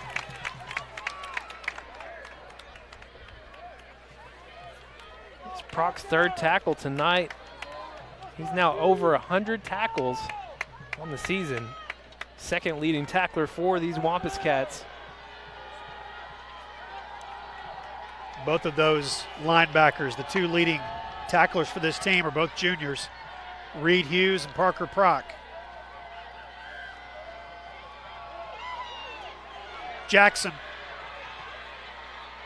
Jackson turns on the Jets, tiptoes into the end zone. Touchdown, Wolverines! Jaden Jackson scores from 14 yards out. And the Wolverines extend their lead. It's 23-10. Bentonville West coming out with some misdirection. A little, wouldn't really call it a shuffle pass. It's almost like you just, kind of taps hold your it. arms out and let go of the ball. It's good. McDoulett's extra point is good, and the score is 24-10 with just over 9 minutes to play in the third quarter. We'll take 30 seconds and come back on Conway Corp Channel 5. Helton's Wrecker U-Haul has the service you need. Whatever the automotive problem, Helton's has the diagnostics to repair it. If you're moving across town or across country, Helton's is your #1 choice for U-Haul in Conway. We have a wide selection of packing supplies for every aspect of your move. Also, we sell and install hitches. Call 327-469-6 for a quote. At Helton's Wrecker U-Haul, we are always on our toes. Give us a call at 327-7681.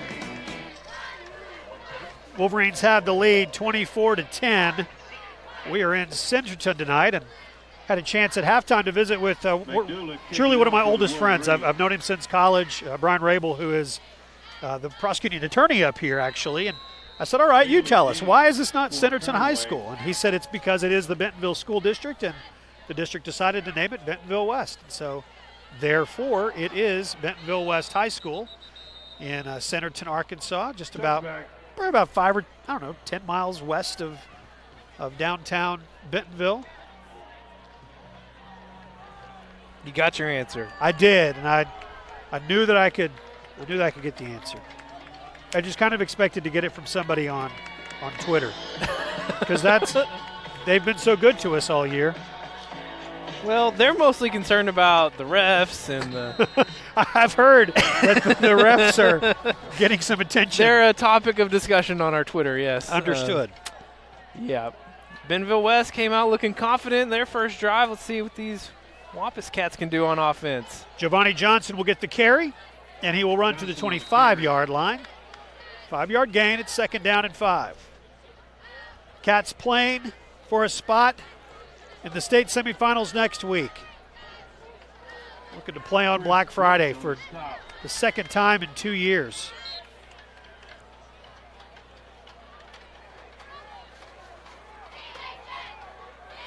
Trailing by 2 touchdowns.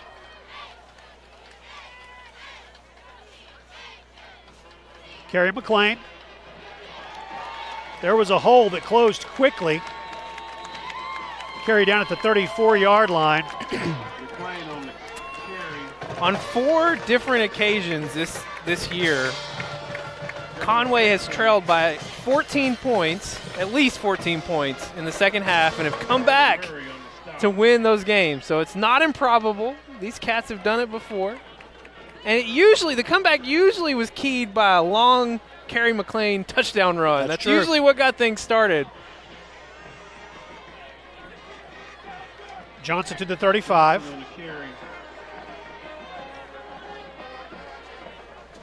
Caleb McSpadden on the stop. McSpadden makes the stop. Couple of yards on the carry for Giovanni Johnson.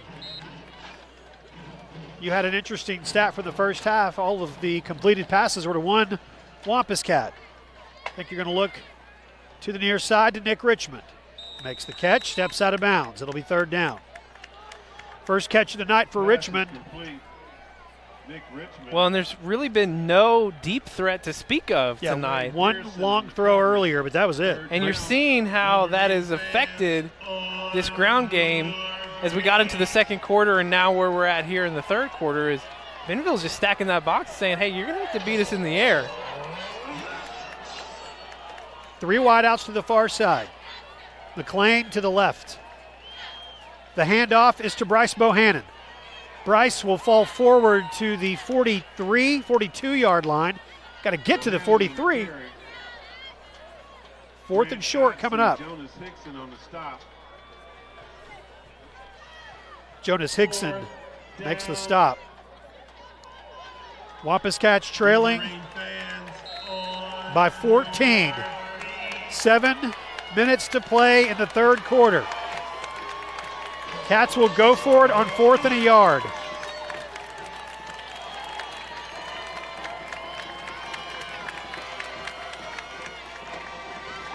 Giovanni Johnson will go the distance. 4th and a yard, and he picked up 58. Touchdown, Wampus Cats.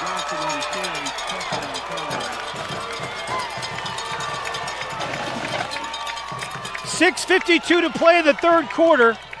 The Cats strike quickly. Correct me if I'm wrong. A year ago, Conway trailed 14-0 in the first half against Bentonville West. And I believe it was one other than Michael George with a 58-yard touchdown run to get that offense going. Tonight it's Giovanni Johnson with a 58-yard touchdown run. And Will Hoag's extra point cuts the lead to 7. 6:52 to play in the third quarter. We've got a one-touchdown game. 30 seconds, and we are back on Conway Corp Channel 5. Conway Regional every day brings new challenges and celebrations. And one of those celebrations is being named the #1 hospital in Central Arkansas for coronary bypass surgery and cardiac care. While we're proud of our awards, our team is driven by something more. You. You're our #1. And for us, that's the #1 worth celebrating. One team, one promise, Conway Regional. 20th rushing touchdown of the year for Giovanni Johnson. Oh, what a way to get it, too. He leads the 7A in rushing touchdowns, and that was a great one, 58 yards. Giving this Conway team some new life here. This defense got to get a stop. That Bentonville West offense looked confident on their first possession of the second half. Wobbly kick ticking at the 13-yard line. Good return. Riley Morales with a big hit. Randy Thomas had him down low. And again, good field position. I don't think they've had a possession start less than the 40.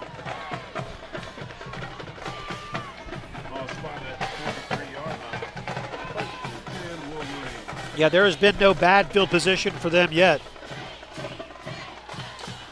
Has there been a Will Kennedy sighting yet? We need a Will Kennedy type play. He's here somewhere. I see Jordan Wicks walking around. Smallwood. Brought down.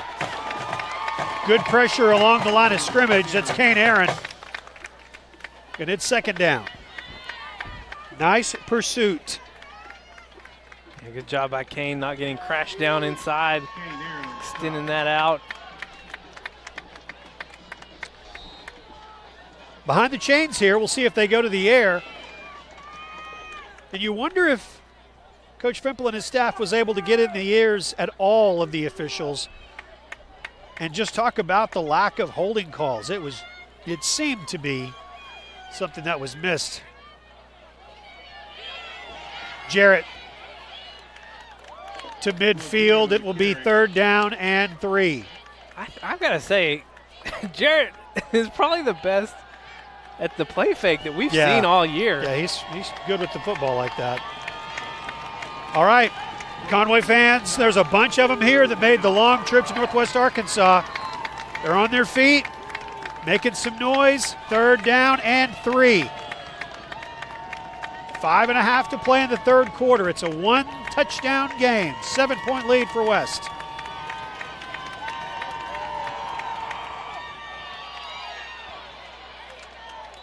Anderson. Tanner Anderson on the carry. Wolverines now 5 of 10 on 3rd down. 43-yard line. It's killing us. That's the Wolverines. And that's certainly part of what this field position has done for them too, is it's not like they're having to pick up a bunch of them.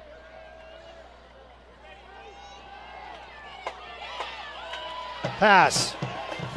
Incomplete. And I hate to sound like a broken record, but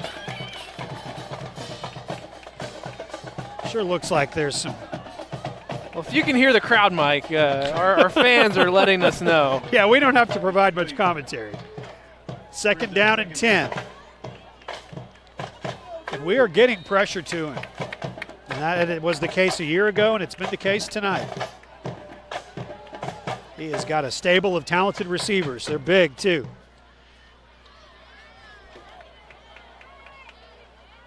On the ground, Smallwood. Check that, Anderson. Loose ball.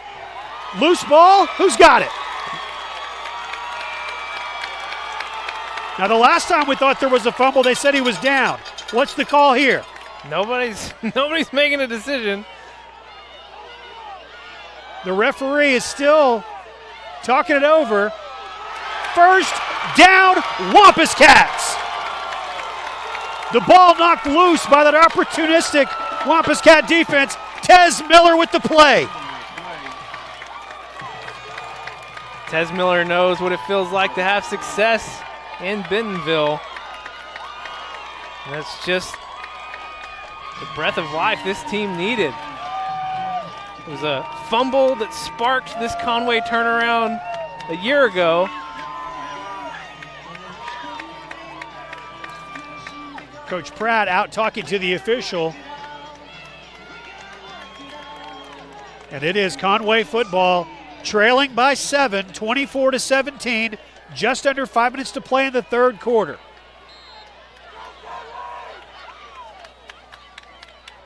Kerry McLean moves the pile forward to the 49. He hit bodies back at the line of scrimmage, and he just pushed him 7-8 yards. Murray on the stop, running behind Zal Vences and Hayes Denton.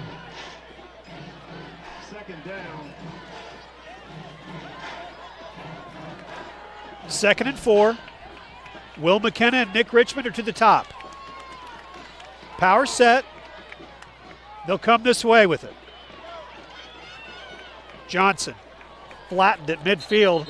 3rd down.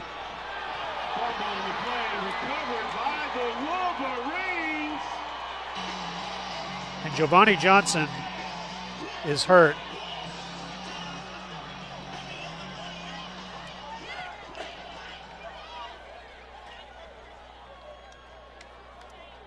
Players quickly taking a knee.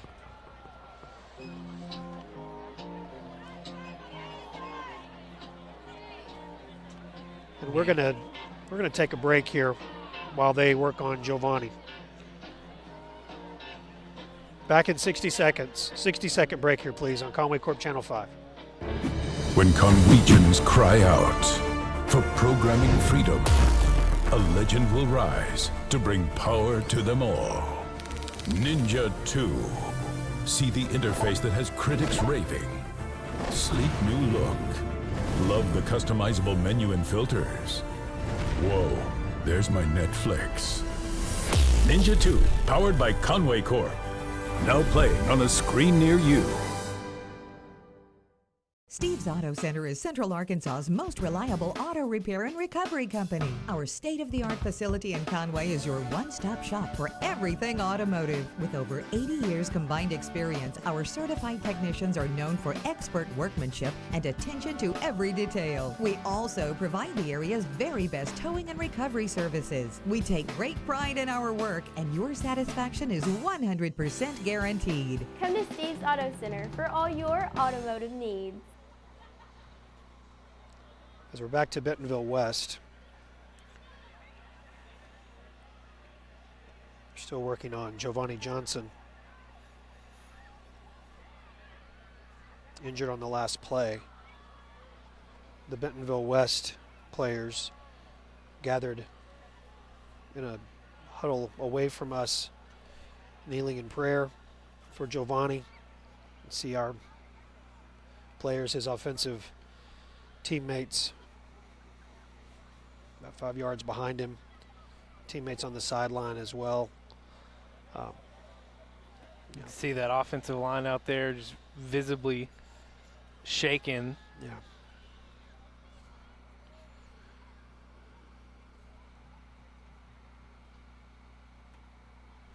and it is as silent as you will ever hear a football stadium. Conway's leader in more ways, and they're asking for an ambulance now to come and get Giovanni. Conway's leader in so many ways, student council president. Just this week, National Honor Society recognition along with 6 other Wampus Cat football players.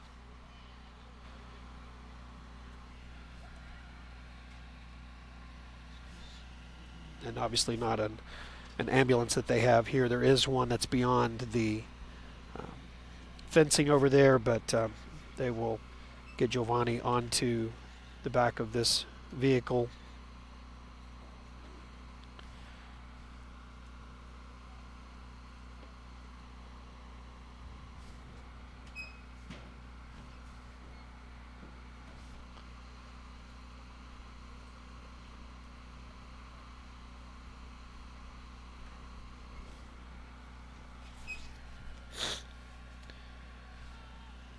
See, they've got the board that they will very gingerly, very carefully roll him up just enough to put the board under him.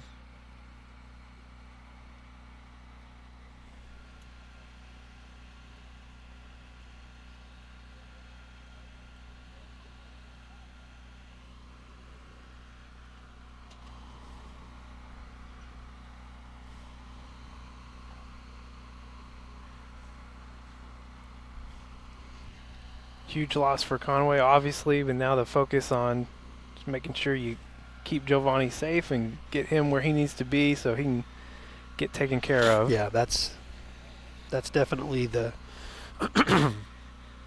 the priority.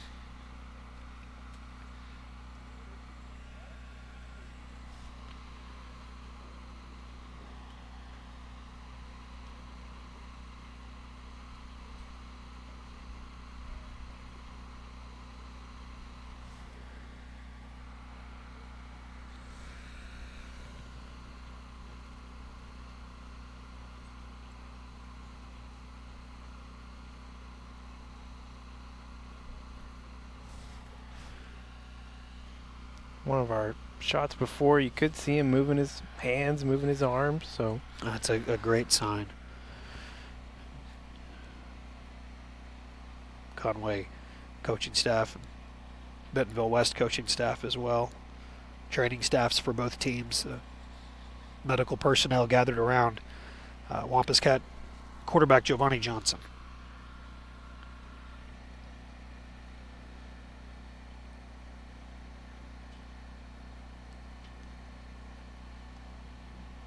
Got his shoulder pads off, as you can see.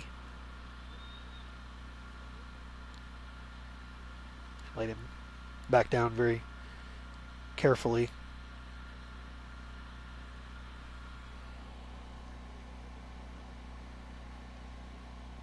Looks like Dr. Naylor is there.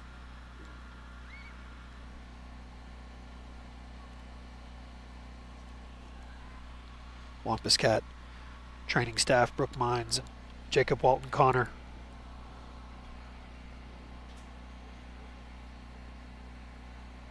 And you mentioned it, Jeff, just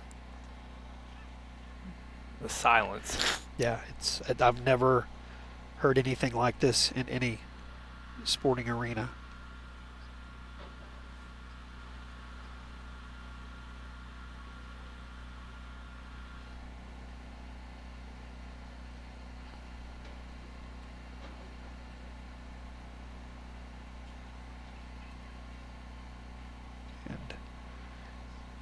And our prayers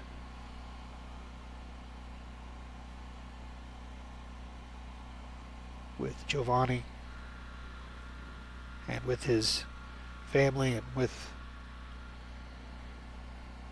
everyone that he has touched, and that is a city-wide brush that he uses. He is as good a kid as there is, and you just hope that the precautions that they're taking, the time that they're taking is just to be sure.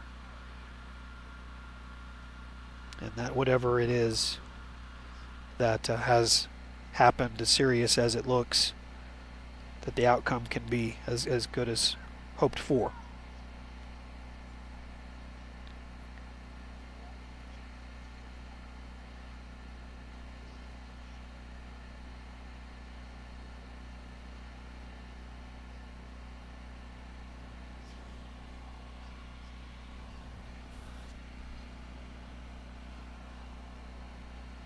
It does appear that they have him strapped down so he's not able to move. And he have just stay as still as he possibly can. And they'll put him on the back of that vehicle and then get him to the ambulance that will take him to the nearby hospital. Looks like Brooke Mines is going to go with him. Coach Fempel walking around. Check on him one last time. Dr. Naylor there as well. Other Conway administration there. Now you see many of the Let's give Giovanni Johnson Wampus a Cat round of applause players for encouragement. and public address announcer encouraging fans to cheer for him, and it's something that is good to see sportsmanship-wise from both sides. Riley Morales checking on Giovanni as well. And now the team gathered, heads bowed in prayer. On the near sideline there you see, what a great shot, gosh. Giovanni Johnson injured. And both teams will now stretch out a little bit, jog a little bit, and get ready to try to refocus and play what is clearly a very, very violent sport.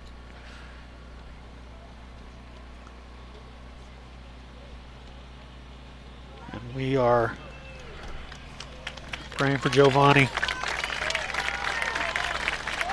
just that he will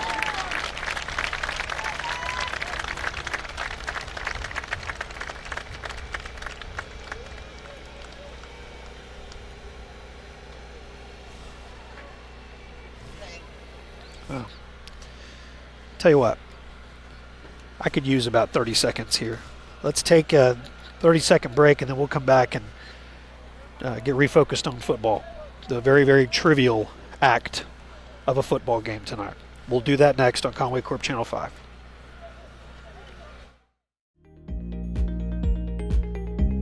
Automate your home with Conway Corp Home Security and Automation. Arm and monitor the whole house for 24/7 security. Control your lights and check on pets when you're away from home. Convenience for you, powered by us.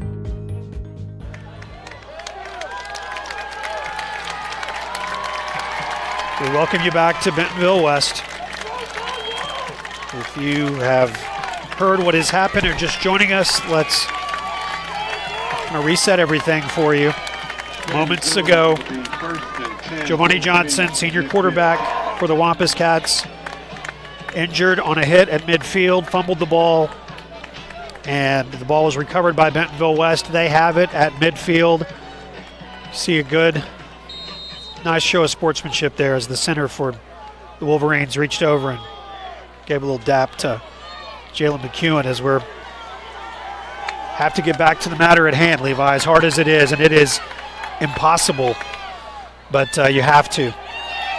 Dwayne Smith looking for the pressure on Jarrett. There's the pass. Ball goes out of bounds. There's a flag on the play. It came at where the hit happened. Jarrett had thrown the ball. Coach Fempel arguing that he was in bounds when he was hit. I don't think that's the issue there. I think the issue is how late the hit came in. We'll see what the call is. Our score is 24-17. We've got 4 minutes to play in the third quarter. The Wampus Cats and the Wolverines both. You mentioned the Wampus Cats because it's our leader, it's their brother, it's all of that. But the Wolverines too. I mean, they have to shake that off. And whoever it was that actually made the hit, it's part of the game, and it's a terrible part of the game. But we'll see what happens with the rest of the night. Therese Smallwood down to the 20-yard line. Malik Benton stops him at the 15, and it's 1st and 10. You can just imagine the nerves for everyone right now on both sides of the football. Just the timidity of trying to come out and continue to play a game. It's going to be difficult for sure.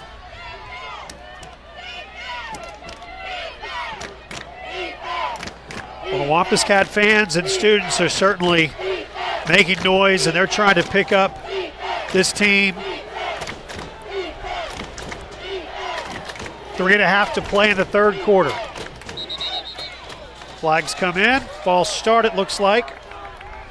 So 1st and 10 becomes 1st and 15. False start, Wolverine.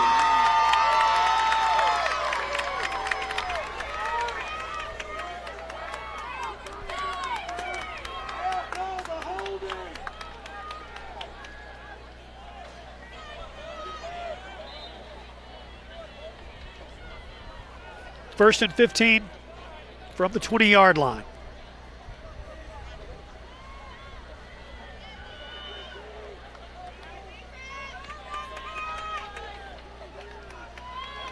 Jarrett wasn't ready for the snap.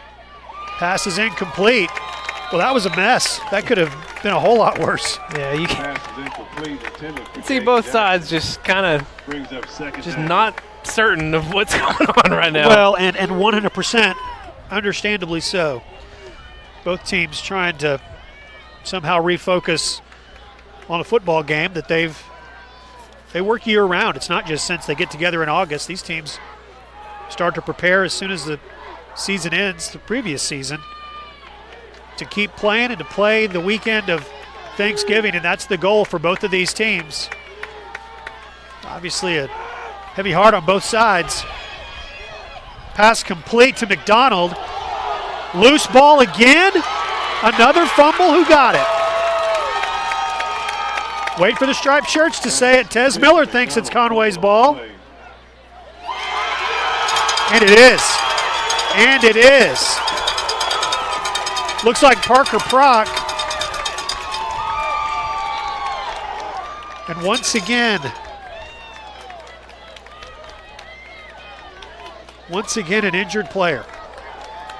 Parker Prock came out of there with it. As we mentioned earlier, it looked like Brooke Mines was going to go with Giovanni Johnson, so Jacob Walton Connor, the only athletic trainer here, the doctors are here. Jacob Walton Connor rushes out to help with the injured Wolverine, who was fine and is helping his way off the field under his own power. So that's never going to take that for granted, to see a kid hop up and run off in their own power again. And now we see junior Nick McEwen. He's thrown the ball 4 times. He's seen action mostly late in games. Kerry McLean. Expect to see a heavy dose of Kerry. Yeah. And you do think that they'll find a way to work in Bryce Bohannon running the ball some too. Yeah, I definitely think that we will see a good way to say that, heavy dose. Not that they don't have confidence in Nick, but it's a hard spot to be in. It is. Coming in on the road in a quarterfinal matchup. Cold as it is, you haven't thrown the ball yet tonight. 2nd down and 7. There's Bohannon, short gain, barely back to the line of scrimmage. It'll be 3rd down. Bohannon on the carry. Steve Owens watching tonight, letting us know that is Clarksville's very own Jacob Walton Connor. Oh, really? His UCA baseball roommate 2 years. Oh, very nice. I think they were roommates on a baseball trip a couple years ago. Okay, very good. All right, 3rd and 9. Nick will throw. McEwen. Pass is complete to Kerry McLean, and he is brought down at the 7-yard line, and the Cats will be forced to punt. McLean on the reception. Nick Whitlatch. So 4th down, on the stop. and Nick McEwen is the punter, so he will stay on the field. And he will punt here. And the Cats. It's just, it's incomprehensible to see how much your offense is changed by the removal of such an impactful player. Kind of have to become one-dimensional at this point. Well, the punt took a good bounce. It'll get to midfield and beyond, and so Wampus Cat defense will head back out, try to pick their offense up once again. They've been getting the turnovers. Here we go. Sure use another one. Tommy Grady looks to be out also. You expect Bentonville West to maybe slow things down a little bit now, try and turn this into a game of run out the clock. 698 551 698. Update from down the road. Northside is leading Bentonville at the end of 3 quarters, 30-10. So Northside looking like they're on their way. There's a pass. Darius Washington in the coverage on Jaden Jackson. And it will be 2nd down and 10. Complete to Jaden Jackson. Northside had us 14 points down in the second half. We scored 28 unanswered to come from behind and beat them. I really do feel like the strongest teams in the state are in the Central this year. There's a flag that comes in just as the play is starting to develop. It'll be a false start, so it's 2nd and 15, and I agree with you. I agree, Levi. There's some good teams in the West. There's some really good athletes in the West, but it feels like of the teams that we've seen, there's some real talent in the Central this year. And that's being proven out. Saw it a year ago. The top 3 teams in the Central made it to the Final Four. It's still possible here tonight if this Conway team can.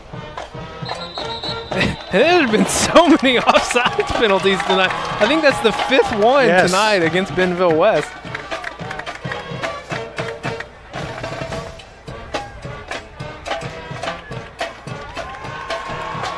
Back him up some more. We mentioned the Northside score over Bentonville, 30-10. Bryant is leading Fayetteville, 21-17. And North Little Rock is pulled away from Southside, 34-20. The winner of our game gets the winner of that North Little Rock and Southside game. Looking for Swoboda. Incomplete. And now flags come in well after the play. Back at the line of scrimmage. Jalen McEwen was the only guy in white there. Penalty markers on the play. A.J. Jones was there also. Pass was intended for Tucker Swoboda. Hopefully offsetting penalties here, as you don't want to see Bentonville gain any ground.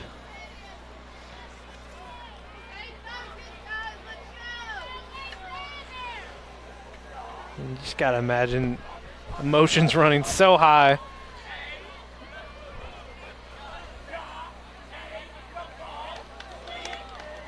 That is going to be offsetting. Personal foul, Wolverines. Personal foul, Conway. Offsetting penalties. Replay 2nd down. So I got to replay the down here, so it's still 2nd down and 20.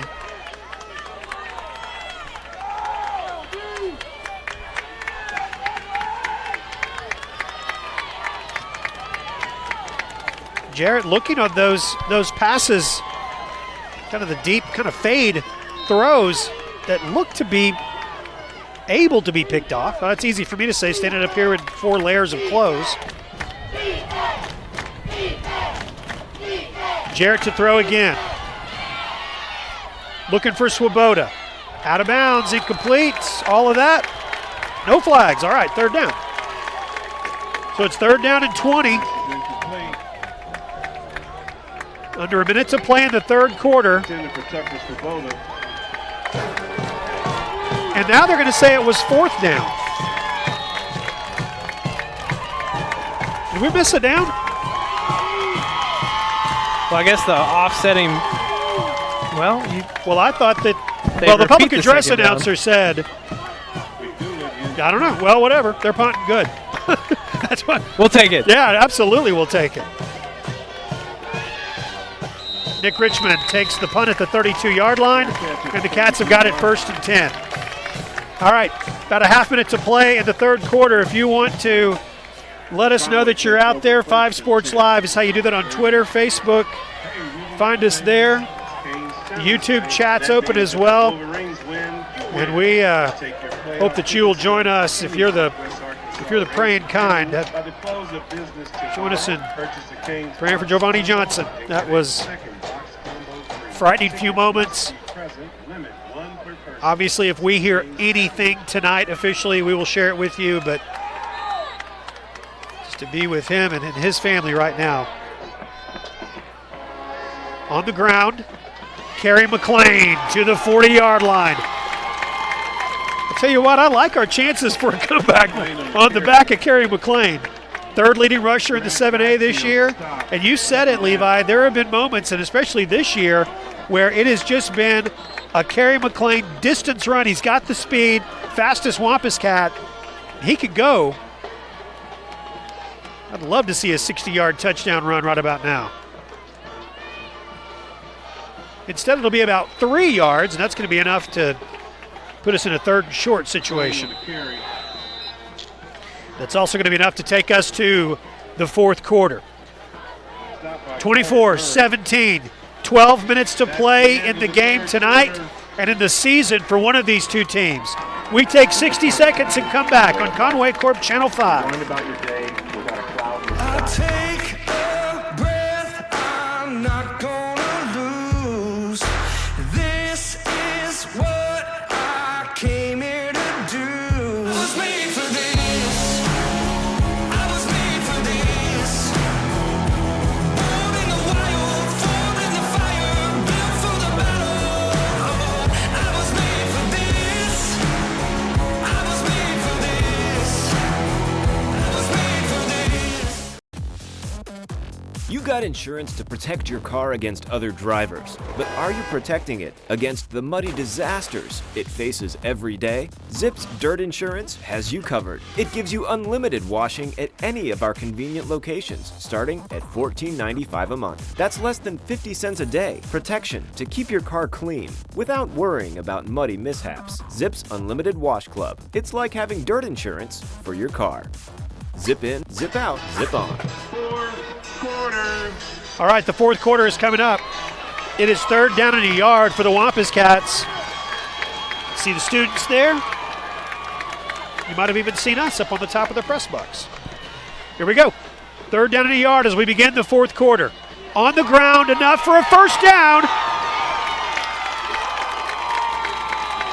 Kerry McLean, but there is a flag on the field.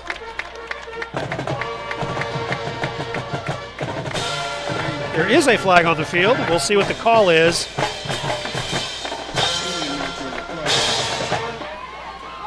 It's going to be against the Wampus Cats.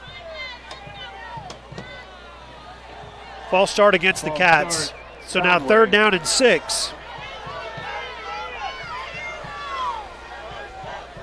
I'm sure it's not the case, but it feels like that official has thrown a lot of penalty flags. There's been a lot of false starts called tonight. I guess that's just it. Wolverine fans. Fourth quarter. 7-point game here tonight in Bentonville West. Nick McEwen in at quarterback for the Wampus Cats. Giovanni Johnson injured in the third quarter.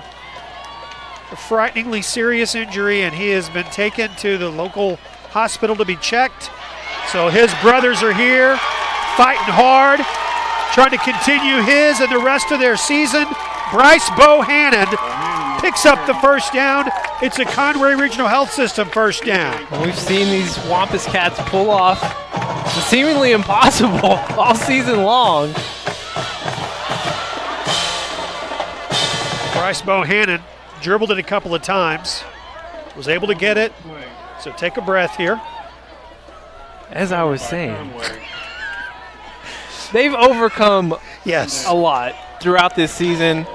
Overcame 18 points down in the second half to beat Bentonville.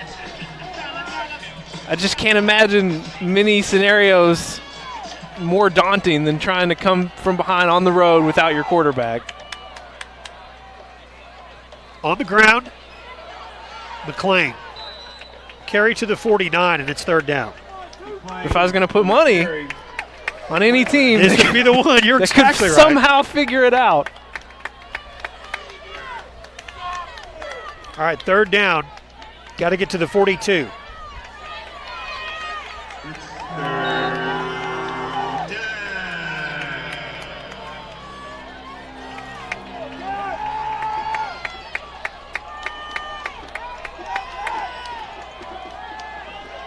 Kerry McLean is behind Nick McEwen. Backup quarterback, the junior. Play clock to 2. McEwen will throw. He was looking for Will McKenna, and pass was a little bit short, but there would have been no way for Nick to get back to it, so it falls incomplete. It's 4th down and 7. And Nick had to get rid of that ball a lot more quickly than he wanted to. Good job by him recognizing that blitz on the right side and taking an incompletion instead of a sack. And the decision will be to punt the football away.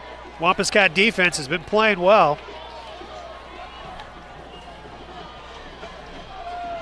McEwen back to punt. Nick McEwen. Spiraling punt.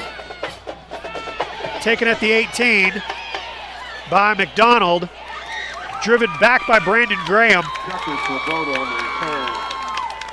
Swoboda on the return. And it's 1st and 10, Bentonville West.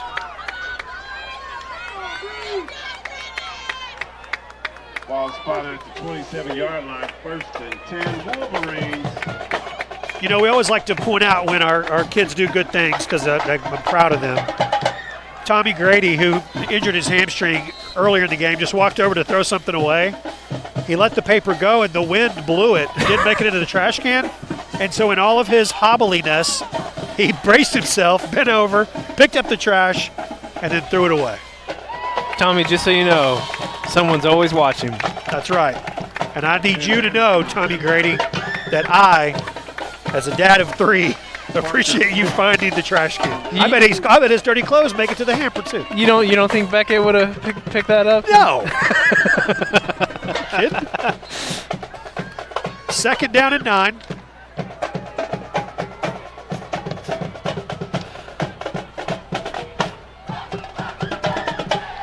Jarrett will look to throw. Pressured. Throws it incomplete. About 3 Wampus Cats deep.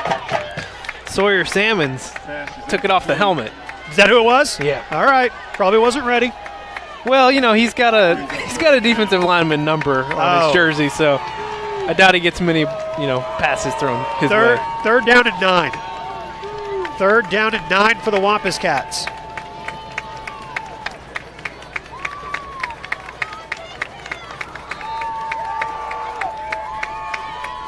Bentonville West 5 of 11 on 3rd downs tonight.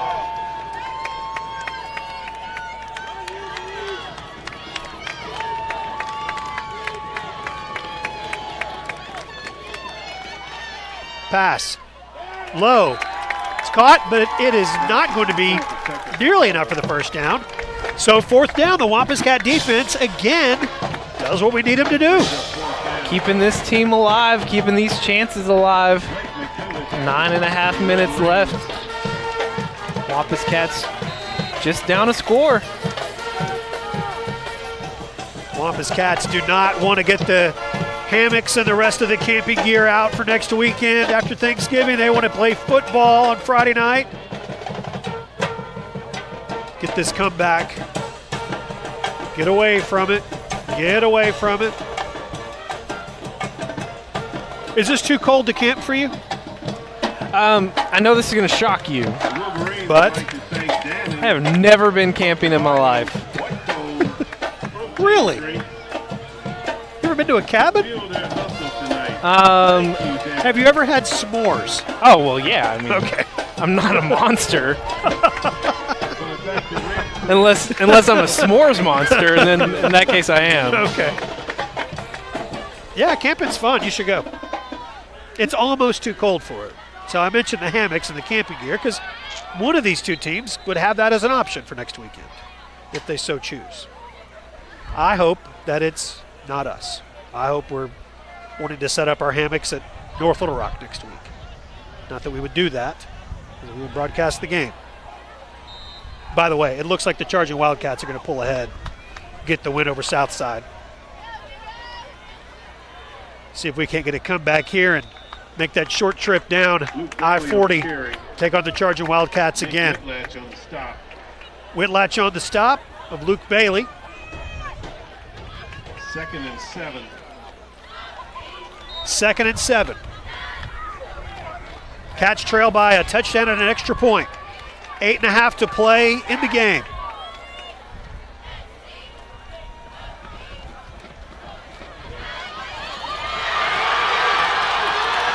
Luke Bailey.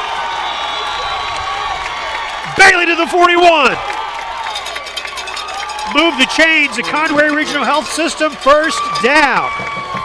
For a minute, I thought that was Kerry McLean as fast as he was running. And honestly, that's why it took me a while to say Luke Bailey's name, because I wanted to be sure. Bailey again. Luke to the 32-yard line.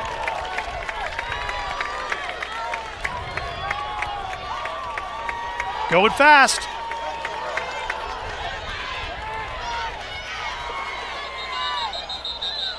A little too fast.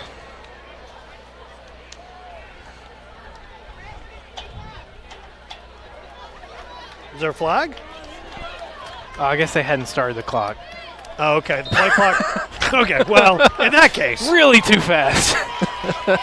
8 minutes to play in regulation. 7-point game. Cats trailing. Luke Bailey picks up another first down. Move the chains for the Wampus Cats. Clock stops with 7:50 to go in the ball game. Once again, the Wampus Cats playing without their leader. Giovanni Johnson, starting quarterback, student council president. Just a fantastic kid, hurt. And it is hard to not think about him in these moments, but these boys are wanting to do this for him as much as themselves. Fumble on the play, Nick McEwen covers it up, and the Cats have it 2nd down and long at the 38. Recovers the fumble in the backfield. Brings up 2nd and long. Saw Giovanni just yesterday morning at breakfast. I was having breakfast with some friends in Conway, and as I was leaving, looked over and I saw the young man with the glasses and the big smile ordering a breakfast sandwich. Okay, Giovanni.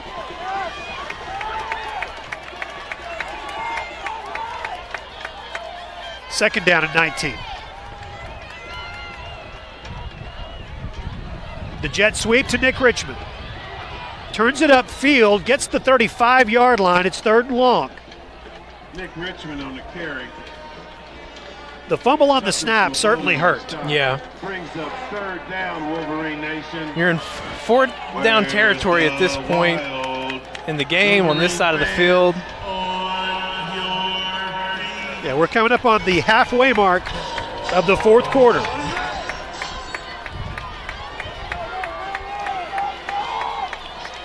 Third down and 16. Kerry McLean back in. Pressure, pass, incomplete, looking for Nick Tufu. And now it's 4th down. Cats have got all 3 timeouts. The defense has been playing good. Maddox Thornton on the coverage. 4th down. What do you dial up here if you're Brian Rainey? Oh, man, I think you go think you go trips out left. Just and you look for you look for Bryce Bohannon over the middle. Nick McEwen awaits the snap. McEwen throwing over the middle for Will McKenna. Flag comes in. Did he pick it off? Yeah, he came down with it. So it's going to be pass interference against one or the other, obviously. It looked like Will was trying to get that left arm up and couldn't get it up. Didn't look like there Sure was... enough, pass interference against the Wolverines.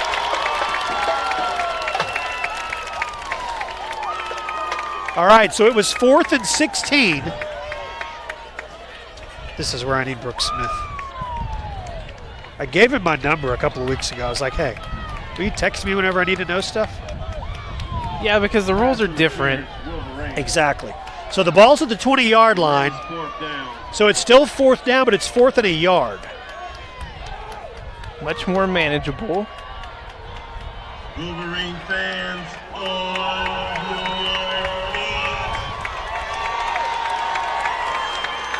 Two ticks away from the halfway mark of the state quarterfinal game.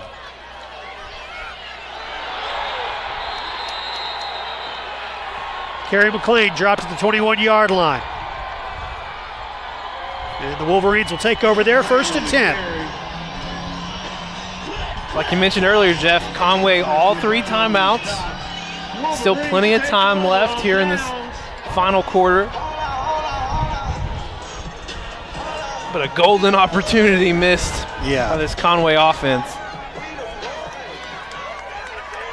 And it just seemed like Kerry just got tripped up a little bit. You talked about the surface a few times tonight. Didn't get a good foothold there, it looked like. All right, 1st and 10. Huge hit. Cortland McKinney just wrecking havoc. What was that? We know how much Cortland McKinney likes wrestling. We've seen the suplex. We have. Got a little stiff arm action, it looked like, or clothesline action there. He was a problem for them right then. I'd like to see him be a problem again on this play.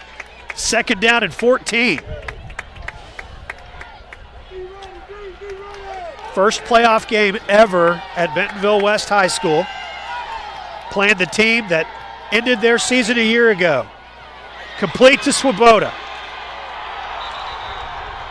These 3 receivers, Jaden Jackson, Dakota McDonald, and Tucker Swoboda, they go 6'2", 6 foot, and 6'3".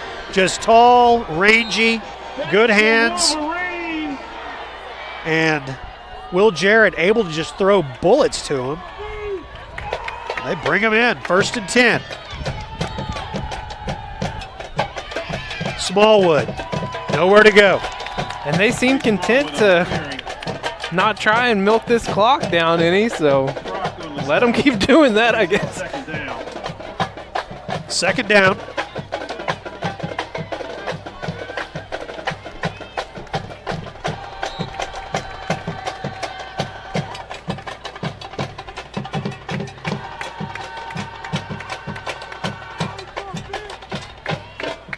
Now they're slowing things down.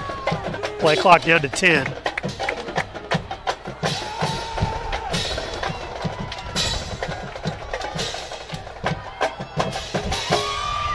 Pressure, pass complete, but it's going to be 3rd down and 10. He actually lost a yard on the play. Pass is complete to Reese Smallwood. Smallwood makes the catch. 3rd down and 9.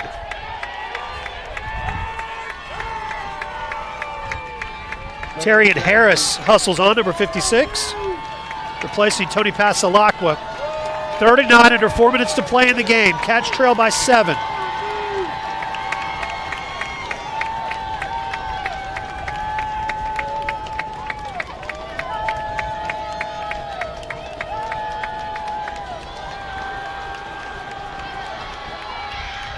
That's Smallwood. 1st and 10, Bentonville West. Smallwood on the carry. Run out of bounds by Malik Benton. Back-breaking run by the Wolverines. Yeah, that one hurt. That one hurt. 3.5 to play at the 49-yard line. It's 1st and 10, Bentonville West. Conway has all 3 timeouts. At some point, they'll start to use them.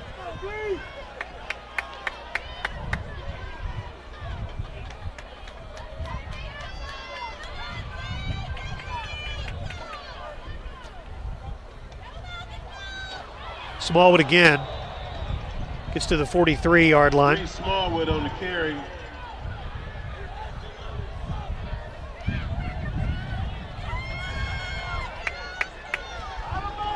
Coming up on the 3-minute mark. 2nd and 5. To the Cats defense. They have another turnover in them. Forced 2 fumbles tonight.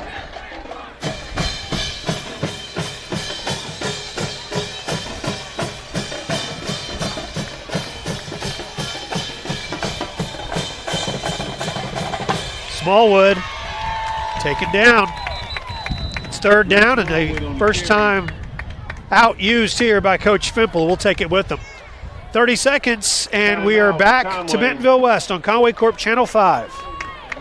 Looking for top quality truck accessories? Your search is over. U.S. Truck Accessories can get your vehicle looking and performing the way you expect it to. Your one-stop shop for camper shells, bed covers, cargo management, trailer hitches, wiring, step bars, and vehicle protection. U.S. Truck has you covered. Hi, I'm Bill Tyler, manager of U.S. Truck Accessories. Come in today and see how we can get you on the road in style. U.S. Truck Accessories, improving rides since 2002. Mentioned earlier we needed Brooks Smith, and I told you I gave Brooks my number. Brooks Smith has texted. We were talking about the pass interference, if it was a automatic first down or not, and he told me in the text pass interference is no longer an automatic first down. Can't remember when it changed, but it's been a couple of years ago. He said he had to ask Dax Hill at a home game a while back. Of course, Dax Hill, Conway guy that referees in the SEC.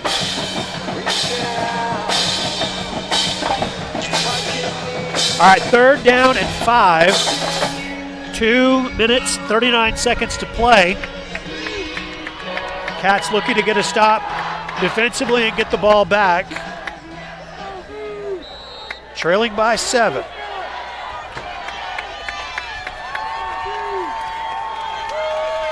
Jarrett talking to his teammates. Jarrett stands up in the pocket, now he'll roll out. Pressured, got him!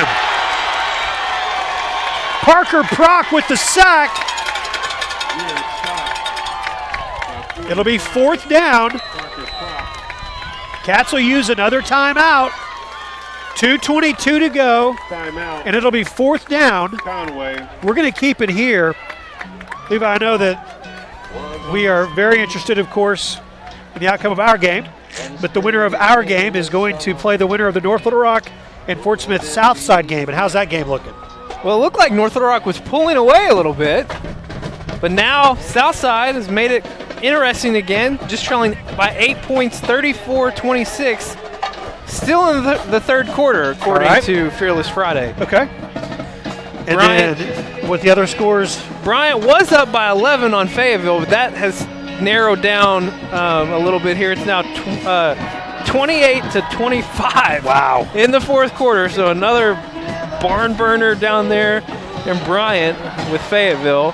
And the North Side still comfortably ahead, 30-17 over Bentonville, just down the road in the 4th quarter.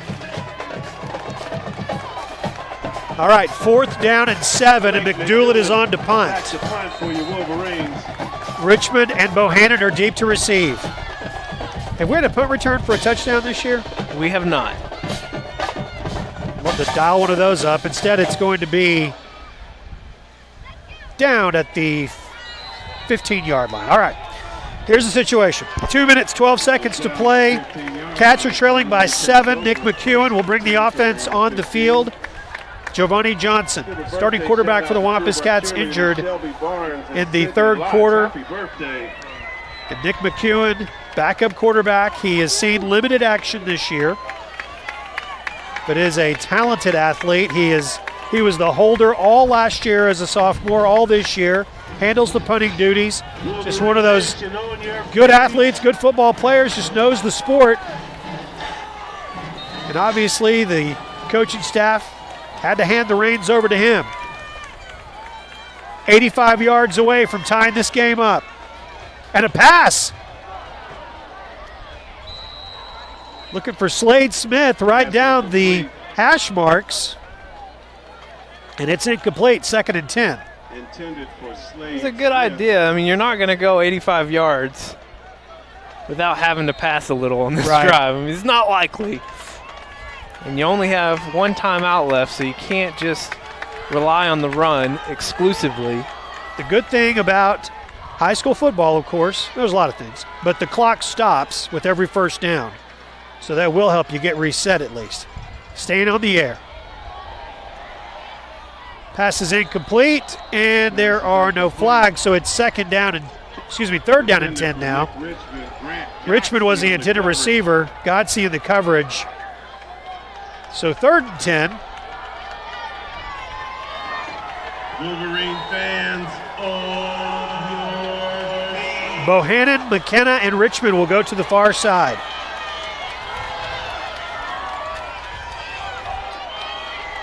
Third down and 10.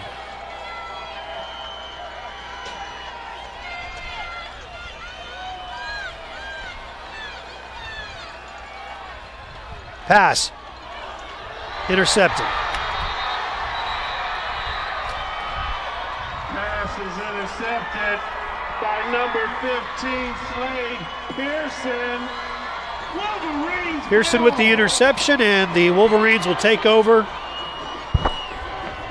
Just under 2 minutes to play. Cats can only stop the clock one more time. Had to overcome so much tonight and just couldn't quite get over the hump. You lose your starting quarterback in the second half. Just a devastating loss in so many ways. Yeah. Well, we cut the lead to 7 on a 58-yard touchdown run by Giovanni Johnson, his 20th rushing touchdown of the year. Had a fumble, got the ball back. We were driving when the injury occurred. And these guys have fought hard. Fought so very hard. And it's just not going to be enough tonight.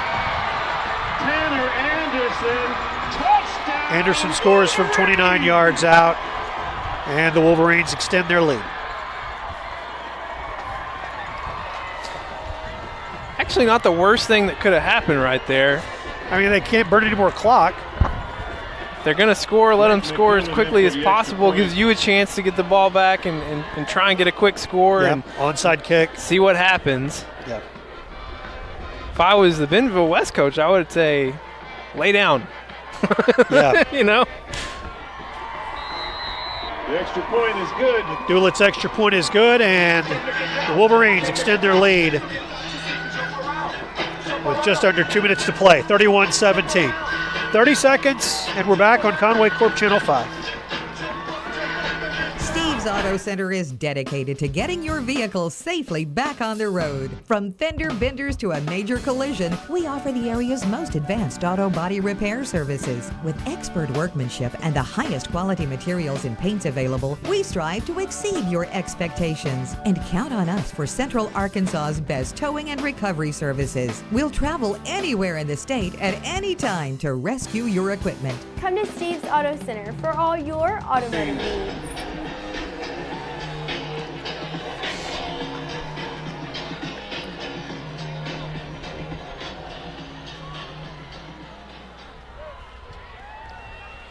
Minute 47 to play. The best thing that could happen right here is if Shane Smith really gets a hold of one. Right. Gets his third kickoff return for a touchdown of the year. All right, here's that little misdirection. Fumble on the play. Fumble on the play, and the Cats recover it. Mentioned Brooks Smith from time to time, an official that a friend of ours has known Brooke for 20-plus years. And, it's been fun to get reconnected with him, and he's really helped us. He's going to start asking for a check. I know. I'm just saying. At least get him a shirt, or Channel 5 coffee mug or something. But he just sent a message about Giovanni Johnson, and I asked him if I could share it, and he said yes. He said he's got Giovanni in class, in a sociology class that he teaches, and he said he didn't see him today because they left so early to come up here. But yesterday when he left class, he asked if there's anything he'll miss today. Brooks said, I told him not to worry about it because he could easily teach the class. Back shoulder throw for Bryce Bohannon. Incomplete. And I'm certain that there would be stories like that from many, many teachers. And we're obviously talking about Giovanni a lot because of the injury that occurred, but it's not just Giovanni that has represented our town and our school so well. I mentioned earlier about the National Honor Society and how there was Giovanni received that recognition this week. Well, he wasn't the only Wampus Cat football player that did. There was a photo that was floating around on social media. Pass complete to Nick Richmond. Nick steps out of bounds, stopped the clock with 1:28 to go. There was a photo that was floating around social media of Giovanni, then a few other players, and Giovanni's the only one I could recognize. Flag on the field here. And I asked Coach Rogers, Marquise Rogers, if he could identify the other players so I could mention these other players that were in the National Honor Society picture. And it is Nick McEwen, Cade White, Will McKenna, Peyton Hicks, Dylan Naylor, Daniel Kim, Creed Bean, and Lucas French, all this week finding out about their National Honor Society designation. Definitely worth mentioning. Got a nice note from one of the parents of a volleyball player thanking us for what we've done at what we did at halftime, and it's our pleasure. What a fantastic year for the volleyball team, and we congratulate them and the way those young ladies represented Conway High School and our second down, our city. Second down and 10. McEwen, incomplete, intended for Nick Richmond. This is the hard part of the season is incomplete. When it really looks like it's over. Yeah. And last year at North Little Rock, we had a long time to prepare for that. Unfortunately, yeah. But tonight, it's been a much closer game, and you're starting to see teammates on the sidelines, hugs, pat on the back, and all that. And it's just a hard way for your season to end. McEwen throwing down the middle, incomplete. Will McKenna was there, Nick Richmond, and yeah, if this is the end of the season, and it appears that it's going to be the end of the road for these seniors, what really an unbelievable group of seniors. It's so fun to watch them. They were this group that this year, their senior year, had to learn the system of a new coach, had to get to know Coach Vimplin. When we met him at the preseason show, we talked to him, he made the comment how, they had to learn to trust each other. And that trust turned into a 9-3 season. And as good a first year as a Wampus Cat head coach has had in a long, long time. And I love the future of this program under the leadership of Keith Fimple. Yeah, what a start. What a season to have your first season as a head coach. What a way to go. We saw it right at the start, those 3 non-conference games. The very first one, El Dorado coming back and winning in double overtime and coming from behind 18 points against Bentonville the next week. It's been a crazy ride. And we've said it all throughout, just how relentless this team is and how they just keep coming back, keep finding ways to persevere. And they did it again here tonight, It looked like they were done for. They found a way to get back within 7. You lose your quarterback, your leader, and they still hang around, find ways to compete. It's been a hard night, hard way for the season to end. But this group, it's been a special group. Yeah. As you mentioned, the players on the sideline, and certainly the seniors. I don't know if we can get a shot of any of those. Hayes Denton, who is a junior, of course, will be back. Like Nick Tufu, and consoling him. Bryce Bohannon. Exciting to watch him, of course, in the future. Brings up third down. Brandon Givens, number 47 there. Got a chance to meet Brandon a couple of weeks ago. And that's going to do it. 31-17 is the final score. And teams will meet here at midfield. Brian Pratt, Keith Fimple share a hug and some well wishes, and teams will take a moment to shake hands. And Levi, the season comes to an end. 31-17, the final score. You hate to come all this way and not be able to go back home with the W, and it's another successful season for Wampus Cat fans. 3 seed out of the Central again, just like last year. Same path to getting back to the semifinals matchup. Just too much to overcome tonight here in Bentonville, and after that third quarter injury, the mood and for all fans here really just shifted. Yeah. And just hard to come back from that. But I'm very proud of the way these seniors and the whole team played and tried to keep going. That was very difficult to see your leader go down like that, and the way they kept playing hard and kept it close. You can't really say much more than just how proud you are for these players and the season that they've had. And a very appropriate moment is taking place here. You can see it on your screen. Our camera operators, who have done a great job. Javon tonight, who's helped us out last couple of games. And Greg, we're up here on top of the press box on a cold night.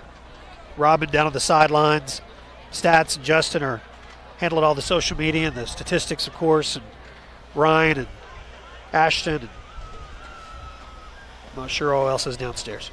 I don't know who else is all here, but you can see Reed Hughes leading both teams in a prayer. It's something that we have seen throughout the year. But, tonight it's a prayer that's focused on a lot of things, but on Giovanni Johnson. And we don't have any news, so there's nothing to report. I can report that I noticed that both of the athletic trainers, including Brooke Mines, who had left with Giovanni, was back on the sideline. I saw her walking in about midway through the fourth quarter, I think it was. So that Giovanni is where he needs to be, and he's being taken care of by the professionals, and hopefully we'll know something soon. That,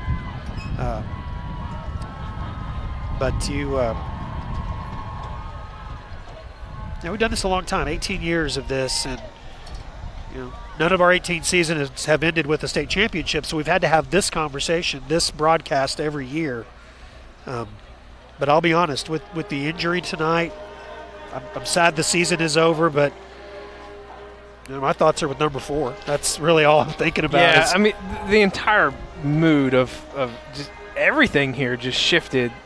Just the dead silence. Yes.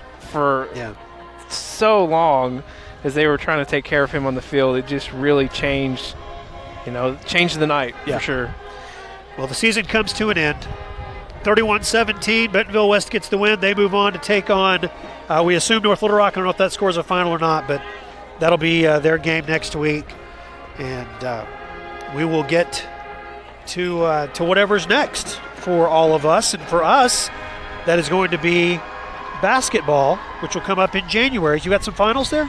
A couple finals. Northside has done it. They've come on the road, upset Bentonville 30-17. The other final in Bryant holds on 28-25 for a win over Fayetteville. And North Little Rock pulled away a little bit again in the fourth quarter, 48-38 over Southside. Well, and so once again, 3 of the final 4 teams will come from the 7A Central with Northside's victory over Bentonville.